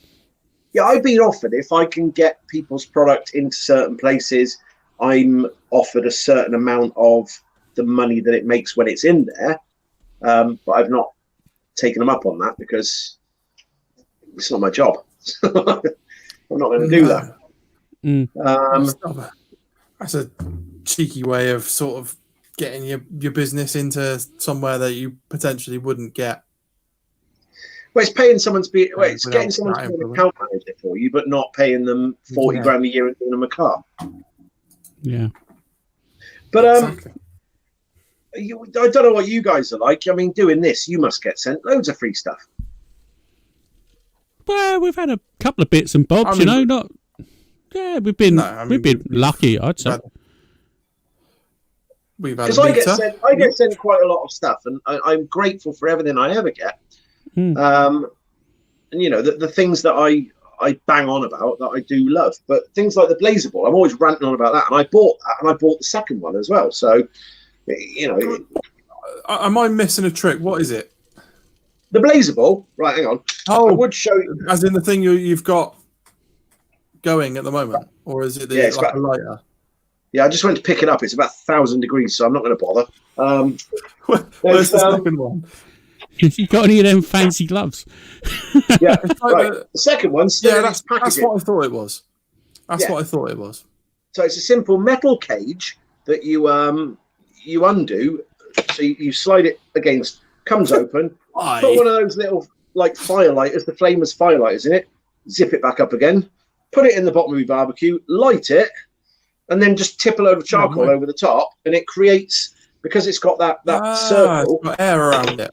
Of course. So the it can't get put out, and it creates a heart of a fire. It's a very clever idea. It is. Very and simple, it creates but very clever. a lot less dust and shit than you do with the chimney. Yeah, I can see that. I bet that'd work really well in a drum. Without a doubt. All I would ever do is just chuck a couple of things on the top and fucking let it roll anyway. But I could see that if you were doing hot and fast in a drum, you'd stick that in the middle and it'd be fucking roaring within a couple of, probably 15 minutes. You'd have a pretty big event on your hands. You got the Luft lighter, you got the chimney, you've got all these weird and wonderful ways of starting your fires, and I love the simplicity of that thing. And really is quite simple, isn't it? It almost looks like something you put in your sink to stop the shit going down the drain. Absolutely. And from me banging on about these things, crud, man, I get offers for bamboo showers, chair, and cleaning products, mate. Well, pickles. I had the Malaysian palm oil industry write to me and say, "Hey, how would you like to start using some of our palm oil?" You're all right. I'll step away from that one. Yeah. Probably wouldn't really be worth the backlash, to be honest, especially, but again, we'll park that and move on to another question. Before we do, though, Big K, I'm sponsored by Big K now, though. They're my fuel partnership. Yeah. How did you manage it? There's a few people I know have managed to get a Big K sponsorship, but I must have missed something, because I'd love free charcoal personally. Big K, if you're around. I let's rephrase that. I'd like him to sponsor the show, as in, be like Russ and Meter. You can see he's the corporate guy. I'm just fucking. I did sort of hit them up, and I was blanked. Oh. Thanks, Big K. I mean, I get it. They probably get hundreds and hundreds of people doing the same thing, asking whether, can I have some free shit, please? Do you know what I mean? Right. But on that very point, Matt, that was on one of my podcasts where I said about, because I think it was Sausage. He posted a collage of people who were messaging him, asking him for free shit, and it pissed me off, because I've done it. I've written to companies going, "Hey, I've got this account. If you send me that, then I'll use it. I'll post some lovely pictures and everything else." And I feel quite bad for having done that now. And so I talked on the podcast that I believe the way it should be done is that you approach these companies, you buy something from them, and if you genuinely like what they do and you think, right, I'd be quite keen on promoting and pushing this product, you continue to buy from them. But if they choose to send you some free stuff as well, then all well and good, because rather than you write to them and going, "Hey, I've got 6,000 followers, what's that? Go on, tell them your freebie stuff." Exactly. Yeah, I'm PC BBQ, I've got 5,500 followers, send me some free shit and I might do a little post about it. Why should they have to pay for the product, the postage, their time giving it to you? And because then if I don't do 50 posts saying how great their stuff is, I basically cheated them out of their time and their money. And morally, I felt really, really shit after thinking about the amount of stuff that I scrounged over the time. So no, I think that whole scrounging thing needs to shift and needs to change. Yeah. There we go. There's another soapbox I can get on. Well, you've just climbed upon it and said your piece, mate. So fair play to you. And I stand by what I said as well. And you know, who did I write to recently? I wrote to Petromax and explained my new thing and said, you know, if we could sort of work together, and they sent me a lovely email back and said, look, as you can imagine, we get people asking all the time. We can't do it. We're working with a lot of people, and we unfortunately have to decline. And jokingly, I wrote back and I said, oh, well, I'm really sorry to hear that, but just send me a free Dutch oven instead. And she wrote back and she says, no, like I said, we can't do that. And I wrote back and said, I was joking. Ironically. Send me some free shit. Yeah. Please. Yeah. Yeah, there's one for you. Bryce has just said that after a while he just turns free stuff down. So Bryce gets sent lots and lots of stuff. Everything. You name it, he's probably had it. And I guess it comes to a point where there's just nowhere to put all the stuff that people send you. No, and that was the thing. I watched DJ Barbecue, Christian Stevenson, doing a Instagram live. And while he was cooking out in the garden, every now and again, he'd whiz back into the house to go and grab something. And he was stepping over boxes. And in his living room, there was more boxes that had just been delivered of free shit. That when's he going to get the time to use it? And he, you know, you feel bad then because you've got to devote the time and the effort to promoting the product that you've just been shown. And yeah. We'll have to ask him. Just be nice, people. Just pay for your shit for a while and work with these people, not just scrounge from them. Yeah, for sure. To be honest, we've been really lucky. Russ has looked after us. Uncle Steve has been fantastic. We've got some. In fact, we'll send you a bottle over, and you can try his stuff out. It's really fucking good shit. He sent us. I'll just come pick it up from your house, mate. You've given everyone your fucking address. Yeah, come over. It's fine. I'll get the Jewish bath running.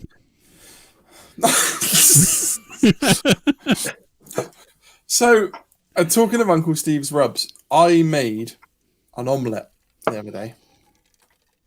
Now, omelettes are, you know, they can be pretty plain. You put cheese in them, some ham, or whatever you want to put in. Yeah. So, fuck you. I had omelette, cheese, eggs and cheese. That was about it. And I thought, do you know what? Fuck it, I'm going to get some Uncle Steve's rub. So I used the original on it.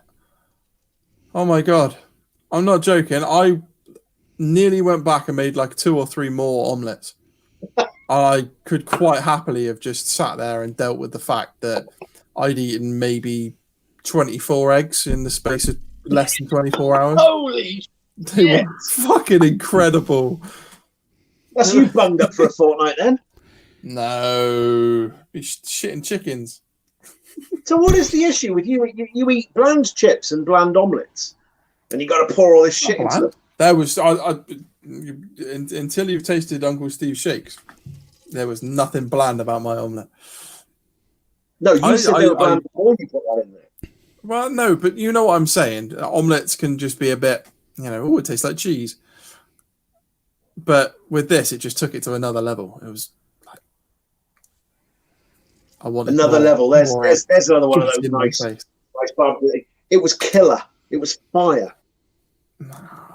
No, it's too down with the kids. I'm sorry. I'm old. Are you on TikTok as well? I'm on fucking TikTok, whatever the fuck it is. I won't even tell you what my kids called me. I couldn't repeat it. It I know what they called you. Yeah, I know. It's like, yeah, what was that? They called you a pediatrician or something, wasn't it? Something like that, yeah. It wasn't the nicest thing I've ever been called. I was like, you little fuckers, what are you calling me that for? What about you, Matt? Are you on the old TikTok? No. For the barbecue talk show, I have created the TikTok. I haven't put anything on there. I can't. You just watched it. Yeah, I know. See, the problem is I started with TikTok, and you get into a TikTok hole, and you just you lose hours of your time. It's ridiculous. Like I hate it. You'll sit there and you'll just be like that with these like 20-second clips, and you'd be like, you end up just wasting your life looking at fucking videos. I do, but I just find TikTok the most narcissistic load of bollocks I've ever seen, because you got my daughter who posts a video that she's practiced a little dance and then puts the dance on there, and then you got some prick in his living room who's got 6.5 million views. I just don't get the whole thing. I find it really self-indulgent. I used to go out to raves and stuff when I was a kid. So I've done two things. I've sort of paired up hardcore and drum and bass with barbecue, which probably isn't the best mix in the world, but it fucking ticks my boxes, mate. So I don't really take it that seriously. I just like, oh yeah, I put that on with a bit of that, fucking upload it, see what it does. Do you know what? I know how you can get TikTok famous. Get yourself 2 big fucking tomahawk steaks, right? And just fucking mash out with them all over. Yeah. That's it, done. Topless. Get a bit of your drum bass, fucking mashing these, like glow sticks, but giant, great tomahawk steaks. Yeah. Job done. Put them on the barbecue on the end. Cut to them, cooked. Fuck it. That's a TikTok famous video right there. That's got viral all over it. It does, definitely. Or virus. I'm not sure. I don't know about that. So come on, how many more questions we got? We've got 3 more questions. Let's get these through, because I'm pretty sure someone. It's got to be time to go and answer the door soon. And then if anybody fancies coming into the chat, please do. So can you look? He's lost. That's those giant vase-sized alcohols. You sent me the questions in advance. You know, it's a lovely production you got going on. It's all going to fucking rat shit now. Come on, it's turned to absolute shit. I'll be honest. Like this, as you say, I spend a good 45 minutes on questions a week. You know, I invest my time in these. How our podcast normally folds out, Ryan. Don't lie. We have questions. We loosely throw them about. What do you find engaging on Instagram then, Mark? What do you find engaging? What makes you stop and think, oh, that's nice? Why? As you're scrolling through your feed on Instagram. I've got 2 profiles on Instagram. One of them is my own account, which is sort of my family and my other interests, and then I've got the PC BBQ account. So 2 answers here. When I'm scrolling on PC BBQ, it's things where I instantly go, oh, I'd eat that. So I'm not a massive fan of melted cheese. I'm not a big fan of cheese. I think hot cheese and hot pineapple are gipping. So if there's loads of cheese, I scroll past. If it's an interesting piece, they're gipping. You know. I've never heard that before. I've never heard of it, but I guessed what it was. And there's another one for the Americans. If you want to refer to things as, gipping, that'd be quite nice. Can you translate that for the London folk as well? I've never ever heard of that. So yeah, it's and something that's a little bit different as well. Like, and more so, I've started scrolling down and looking at the outdoor cooks. Sasquatch Barbecue is another one in America. Right. He drives this enormous Jeep. He's got really cool eyes. He's got like wolf eyes, and he drives out to the middle of nowhere and just cooks. And he'll like stand mile back and throw a steak, and it'll land in his pan that he's got above some wildfire with an amazing background like the Grand Canyon. So that sort of thing really grips my attention. And on my personal account, it would be naked women and flowers. Very nice too. Would it be an eclectic mix of both, or would it be sort of like naked women with flowers, or just flowers on their own, or naked women? Just to want to explore that question a little bit more. Naked women with like petals will probably do it for me. Absolutely, and the Star Wars women that have the Star Wars costumes painted on them. Yeah. Oh yeah. There's one set for stun. I got some felt tips in the dining room and wanted to colour the wife in, but she wasn't up for it. I thought you was going to say you're going to do a little bit of colouring in live on the stream. Love. No, it's not up for it. Yeah, love. Let me draw those pants on your ass again. Yeah.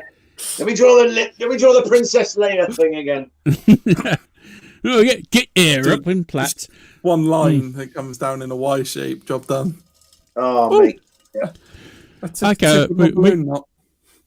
We got another question here involving exotic meats. What's the most exotic meat you've eaten, Mark? Not on my own barbecue. I've had. I was talking about. I had horse when I was in France. And then when I was in Matlock, I bought ostrich, crocodile, and hedgehog. Matlock. Ooh, interesting. Wow. Ostrich, hedgehog. Yeah, ostrich. You can get ostrich now in Tesco. Not near me, you can't. I've not seen an ostrich in Tesco before. Maybe they're native to Wales.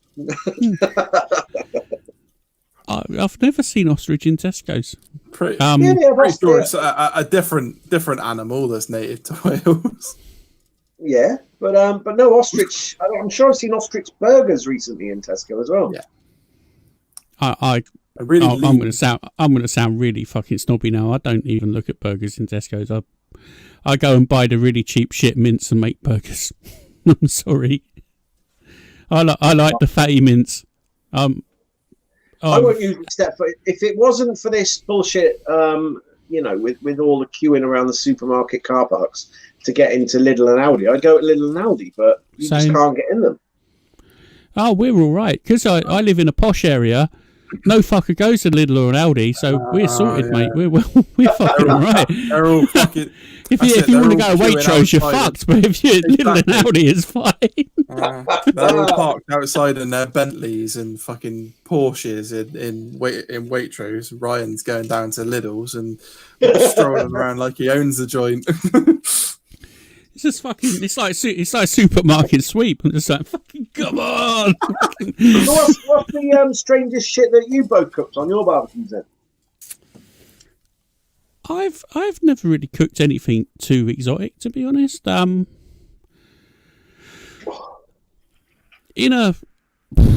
suppose you could say lamb is a non-traditional smoking thing.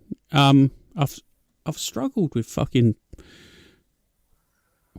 I suppose if you want to say exotic, I've just done a video, and it's not exotic at all. Actually, when you think about it, I made bacon candy and I put it in a brownie, so it's like bacon candy brownies, and they're fucking banging, mate. The recipe's really good. Bacon. No, you fucking try it. When you see this video, once you've wiped the jizz off your trousers, and then you actually think, I'm going to make that. It's like these fucking people that keep wrapping fucking Oreos in bacon. Yes! Oh, I'm glad you said that, fuck mate. off. Yeah, that was on the last had enough one of it. podcast.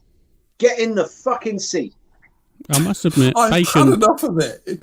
Stop wrapping like shit in bacon. Bacon doesn't make everything better. No. Have you never seen candied bacon before? Like bacon with sugar and rub on? Yeah? Yeah, we've seen that, but wrapping fucking biscuits in bacon. Yeah, I don't get that. I must admit. But then I've just made a video with brownies. Serious amount of people in the chat because I know a few of them have actually done it, but it just frustrates me. Stop ruining my sweet treats by wrapping them in savoury shit. That is enough. They're supposed to be sweet. It does. It makes my shit itch because I don't really like Oreos anyway. I don't like Oreos either, truth be told. I don't. But still, it's. But I think it was Jack's Meat Shack went and wrapped a fucking custard cream. Oh, here we go. Oh.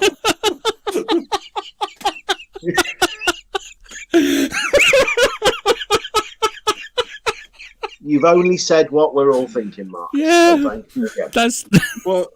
Just for the podcast, bacon wrapped Oreos are like Jimmy Savile of the Cookie World. Just fucking wrong. Yeah, and he's absolutely right. Stop wrapping fucking biscuits in bacon. Stop wrapping everything in fucking bacon. Unless it's a burger, just stop. Yeah, you say that. You wrap a pepper in bacon with a bit of I don't know. It's nice. I wouldn't. Have you ever had atomic buffalo turds? They're nice. They're all right. I There's a lot of think- fucking about, isn't it?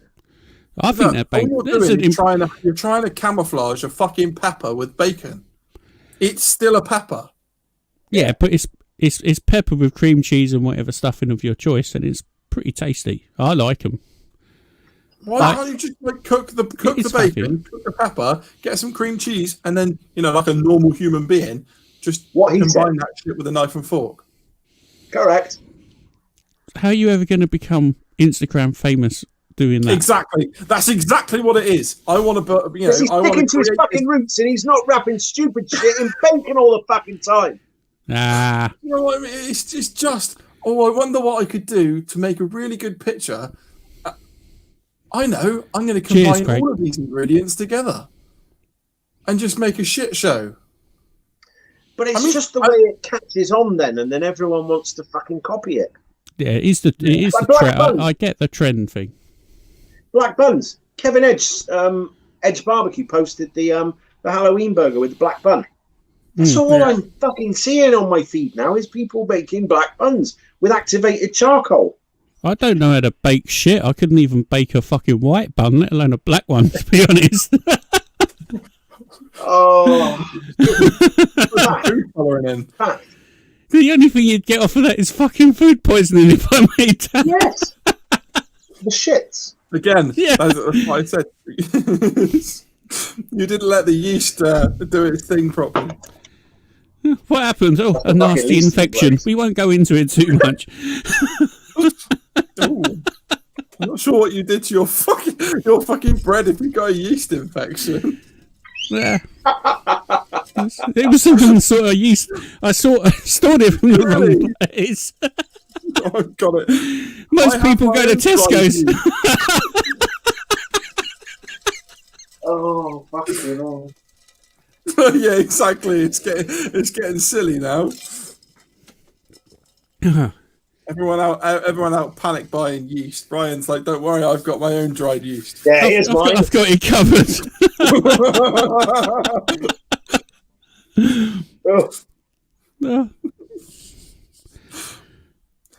Oh dear, oh dear, oh dear. Oh, we got bacon wrap pickles. Covered all the questions. No, we haven't. Pickles. Bacon wrap pickles. You're still wrapping fucking shit in bacon. So we got what's your biggest blooper? What's the worst thing you've fucked up? Well, I'm guessing cooking wise. Yeah, I was going to say. I was going to say my first marriage, but no. I think hash browns. I really badly fucked them up because as I was using the cast iron pan on the barbecue, and as they were cooking on one side, it was too hot, so they were just fucking burning black. So as I was turning it over, all the black bits stick to the bottom, and I'd flip it onto a new bit of the pan, and then that bit had burned black. So it was getting thinner and thinner and thinner and thinner with all the fucking burnt bits, but with burnt circles all around my pan. And then the pan slid off the barbecue, so I grabbed the fucking handle, and it burned my palm as well. So it just fucked everything. I thought I was bad.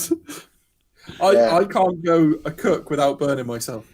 Like at least you win. I'm one of these people. I got my fire starter tattoo here, my little Keith, and I only had it about a week, and then I fucking burnt it on the back of my Weber on the lid, and Keith looked like he had sunburn on his face. Mike, Mike. No. So I'd say the hash browns was my biggest fuck up. Or when I first ever did an Instagram live, I was cooking some steaks and some burgers at the same time, and I even said to the people watching it, "Fucking remind me to turn the burgers." And I got carried away talking bullshit, and then turned around and the fucking burgers were on fire. Flame burgers. So that was live as well. Yeah, more cremated burgers, but yeah. Oh, I fucked them. And the last question. This is I'll tell you what we haven't done, Matt. We'll do it next week. Okay. Well, we'll send one out to Mark then. Yeah, we will do. Right. Your top 3 favourite albums. We always ask this question, and I think it's a really good question. So, what's your favourite 3 albums of all time? Or Ding, ding, ding. I've recently been blasting Nevermind by Nirvana. good album? Very reminiscent of the original Foo Fighter. That's why I've been listening to that. I've been really studying the drumming of it. So yeah, never mind. Are you Second a one drummer, would right? definitely No, I'm not. No, I just Oh. I appreciate different instruments at different times, and I'm quite into drumming at the moment.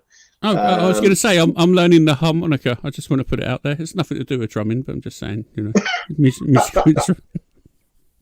I mean, what else are you going to do during lockdown other than learn harmonica? I suppose. Yeah, I'm just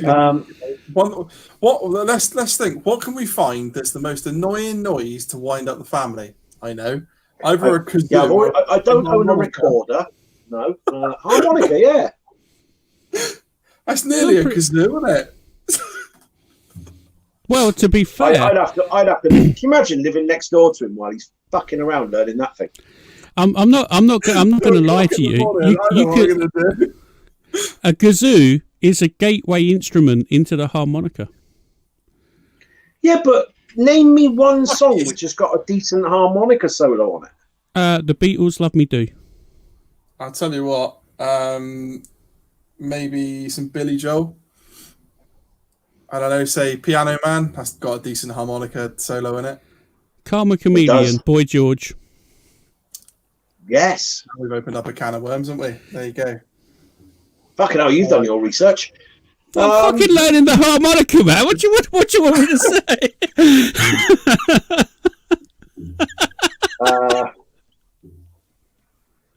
say? Definitely, maybe Oasis. Yeah, good album. I like. And the Prodigy experience. The Prodigy.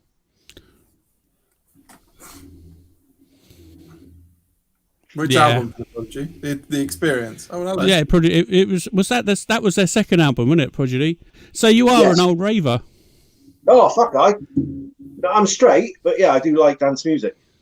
Yeah. Oh well, I can tell you an interesting story That's the third about Partridge reference of this show. That is. Yeah. Well, I didn't want to reference that, but yeah, it's a nod. I wouldn't say I know him, but my friend, he in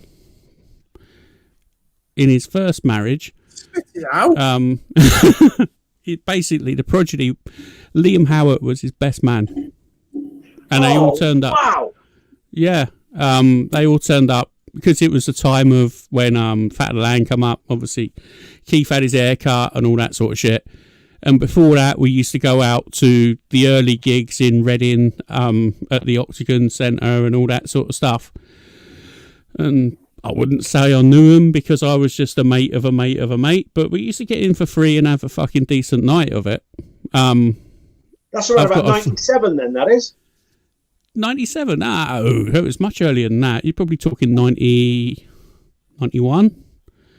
Fatherland was fucking 95. Oh no, I thought I was talking about in Reading. Sorry, before the Experience come out. Oh yeah. Yeah, it was before they hit the big time. They were just sort of like doing a load of PAs and etc. and that. And yeah, he was their lighting manager and. He worked with them for fucking ages, and then they had a bit. In fact, yeah, if you look at the music video, what is it? Are you gurning your tits off in the background? No, I'm not in it. Gary is though, and fucking tomahawks. we all took the piss out. He was basically doing like he was supposed to be being a DJ, and he was like queuing the record up, queuing the record up, queuing the record up, queuing the record up, and it dropped, and he was just keep on queuing the record up, looking around like a cock, thinking, "Yeah, I'm fucking doing this." So, it's my little story about the progeny. I fucking love them, mate. I absolutely love them. Right. Well, you've done your last question. Let me just got the blue book. He's got the fucking book out. We're in this shit now, Matt. quick, end the broadcast, run away. Just turn it off. Turn it off. I don't know if you ever watched the old PC BBQ Investigates, but I also have the same questions I ask at the end of every episode. Okay. Which was good one time because I'd lost this list because my daughter ripped it out to fucking draw something in my book, and while I'd gone off looking for the list, the people in the chat started asking the questions anyway. So what an honour. So here we go then. Favorite colour? Green. Red.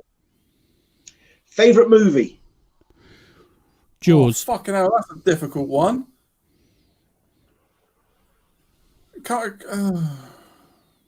On the spot, you could have given me earlier. I could have thought about it. You see, this is the difference. Off of the cuff, corporate geezer. Jaws. Jaws is a fucking epic movie, mate. We're going to need a bigger boat. Not only is it scary, for its time as well, it was fucking phenomenal. Yeah, scared the shit out of me when I was a kid. It's brilliant. Yeah, and I just recently scared the shit out of my kids, letting them watch it as well. So they're not swimming in the sea anymore. Not now social services said they can't. Yeah. No. Oh, he's struggling there. Oh, I am really struggling with that one. Next question. I'll think about it. Favourite music artist or group? Oh, that's difficult for me. I would probably say Nirvana, truth be told. Nice. Yeah. I have a very eclectic music taste, so my music is all over the place depending on what my mood is. All Pearl Jam. However, that being said... Will you just answer a fucking question? I'm going to go in to say... Let's go with Metallica. Nice. Favourite song? Oh, I would probably say Mr. Brightside by ELO. Because it just makes me smile. It makes me smile. It's a happy song. Mr. Blue Sky, not Mr. Brightside. Yeah, sorry, Mr. Blue Sky. Hybrid mix. Are we talking favourite song in general or favourite song from the artist? Mate, it says favourite song. It's open to your interpretation. Oh, I'm just going to stick with the artist. I'm going to go for Enter Sandman because that's just an absolute banger. Yeah, and straight after this, you've all got to go and watch that Christmas decorations Enter Sandman as well. Favourite quote? Be excellent to each other, Bill and Ted. Bill and Ted.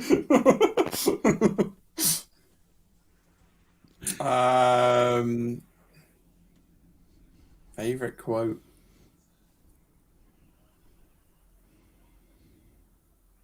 Ooh, I don't know. I'm not good at thinking on my feet.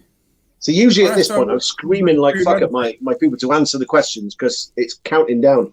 You only get half an hour. Yeah, see, this is the difference between YouTube and Instagram. YouTube Yeah. can go for days. I don't know. You see, Don't worry, mate. They get easier. Do they? how many questions are there? You've I got don't one. know. I can't think of a quote. Next question. Childhood crush? Milkshake. Well, what a person. You don't get this sort of size. Not loving milkshake. I would say It doesn't work. That would be childhood crusher. Oh yeah, that's true. Yeah, It was that cat. Childhood You crush. fancy the cat? Let's not get into the technicalities. Childhood crush. Are you going to answer a question? No. If I, Maybe Christina Aguilera. She was quite hot in the beginning when I was growing up. Yeah, that's cool. Yeah, right, yours. I would say He's answered. He's like milkshake. milkshake. No, I would say childhood crush. Sigourney Weaver was all right. Oh, fuck, that's a good one. Adult crush. My wife. That was a very. Is she watching? She sat in front of me. My beautiful wife also is a lovely woman. She is, and I met her last night on the Yeah, the she popped in and said hello. She's just said she doesn't care if I've got a crush. If I had to pick one woman, I can't remember her name, but I quite like the ginger bird off of American Pie. You know, the one who had the flute. Yeah, when I was younger. Yeah. She's all right. Or Gillian Anderson, actually. She's matured quite nice, like a fine cheese. Favorite car. My Golf. I used to have a Saab and I smashed it, and then I discovered you can buy a German car and it runs really cheaply and efficiently. So yeah, I like my Golf because it's free to tax and I get like 60 mile a gallon out of it. Favorite car. Mitsubishi Evo 6 Tommy Mackinnon. Oh, fuck yeah. Bang on. Best answer I think I've ever had, that one, mate. Fair play.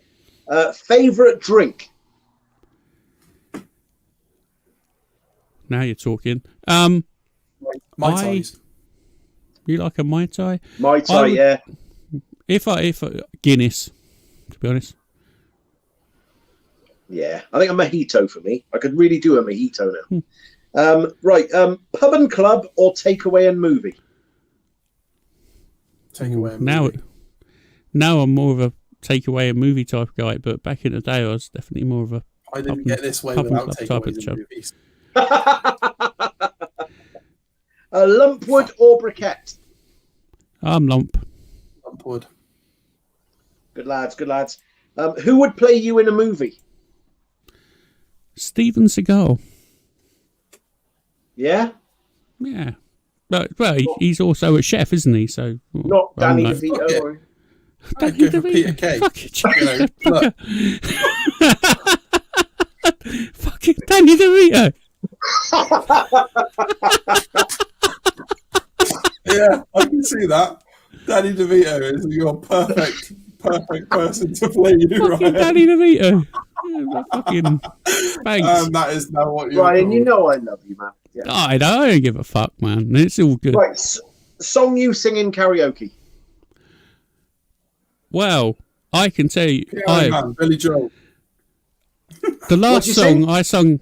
I sung the Smiths' "There Is a Light That Never Goes Out." Oh, there you go.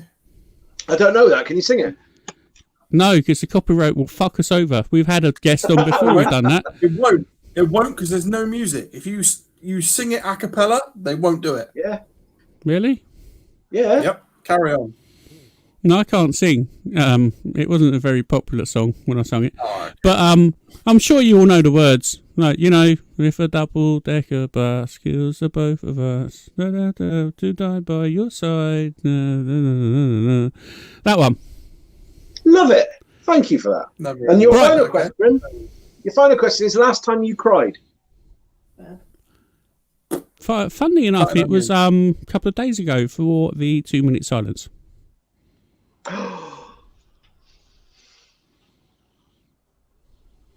And it's that emotional that Matt just fucking left. Yeah, Matt's obviously, he needs a poo or something. 2 days ago, then. Yeah. Sorry. The poppy day, I had a little tear in my eye. I was sitting there, the old buzzer went off at work, and you just sit there and think about I'll tell you what made it more kind of real for me, really. I work for a military company, or a military supply company. We have people come in and out all the time. We sort of like our brand. We're there to save pilots' lives, basically. And sometimes you have people come round and they're so appreciative. Like they come round and they pretty much go around the whole factory and they will thank everybody for doing the job that you do to and it saved their life, because obviously if you're not doing your job correctly, they wouldn't survive. Yeah.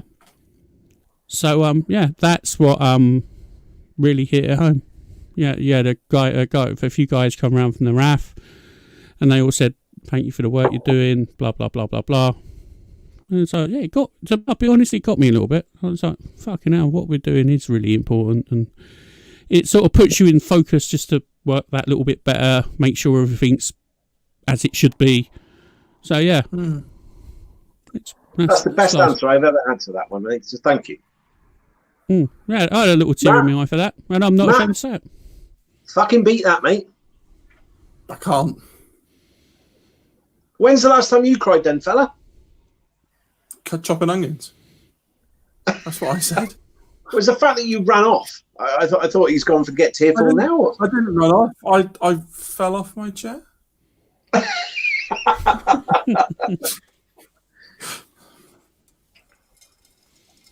Well, that would be the end of every PC BBQ Investigates, is those 14 questions in the quickfire round, which if it was quickfire, you two would both have failed. Would have failed massively. I think I was fairly quickfire, you know. Ryan, fair dues, you answered everyone a lot quicker than Matt did. Matt, I would have been probably... I've had to do a second episode. Yeah, probably.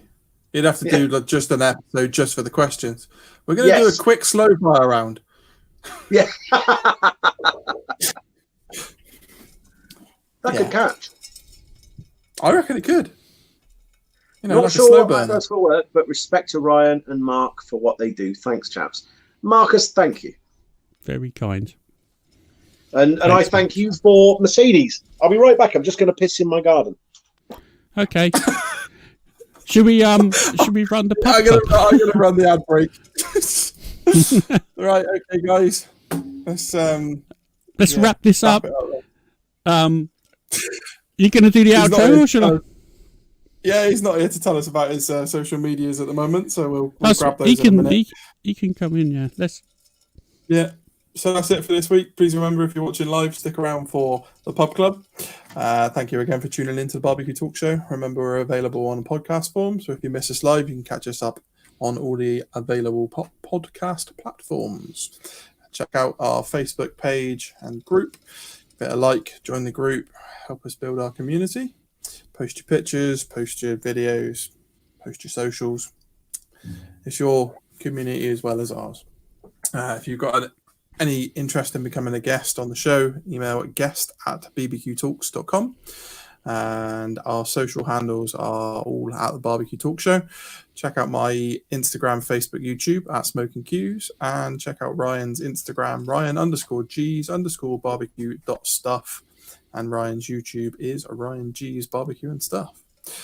And that is that. So let's run the intermission. We will be back in about 1 minute. And Mark needs to tell us all about Mark's Instagram and YouTube channel. Absolutely. Give us your social media handles, please, Mark. I'm PC_barbecue on Instagram. I'm not on Facebook anymore because I'm not allowed. And I'm not on YouTube because I'm not entertaining. So Instagram. See you soon. I'd argue the fact that you're entertaining. There is also a PC BBQ podcast available on all of the on all of the platforms. So go check out PC BBQ. I've listened to him for a good few. Well, in fact, all of the episodes a couple of times, and every time I listen to them, they are very entertaining. So go check him out. Give him a bit of support. Give us a bit of support. Let's fucking support everybody. Run the ad break. Come back. Let's get pissed.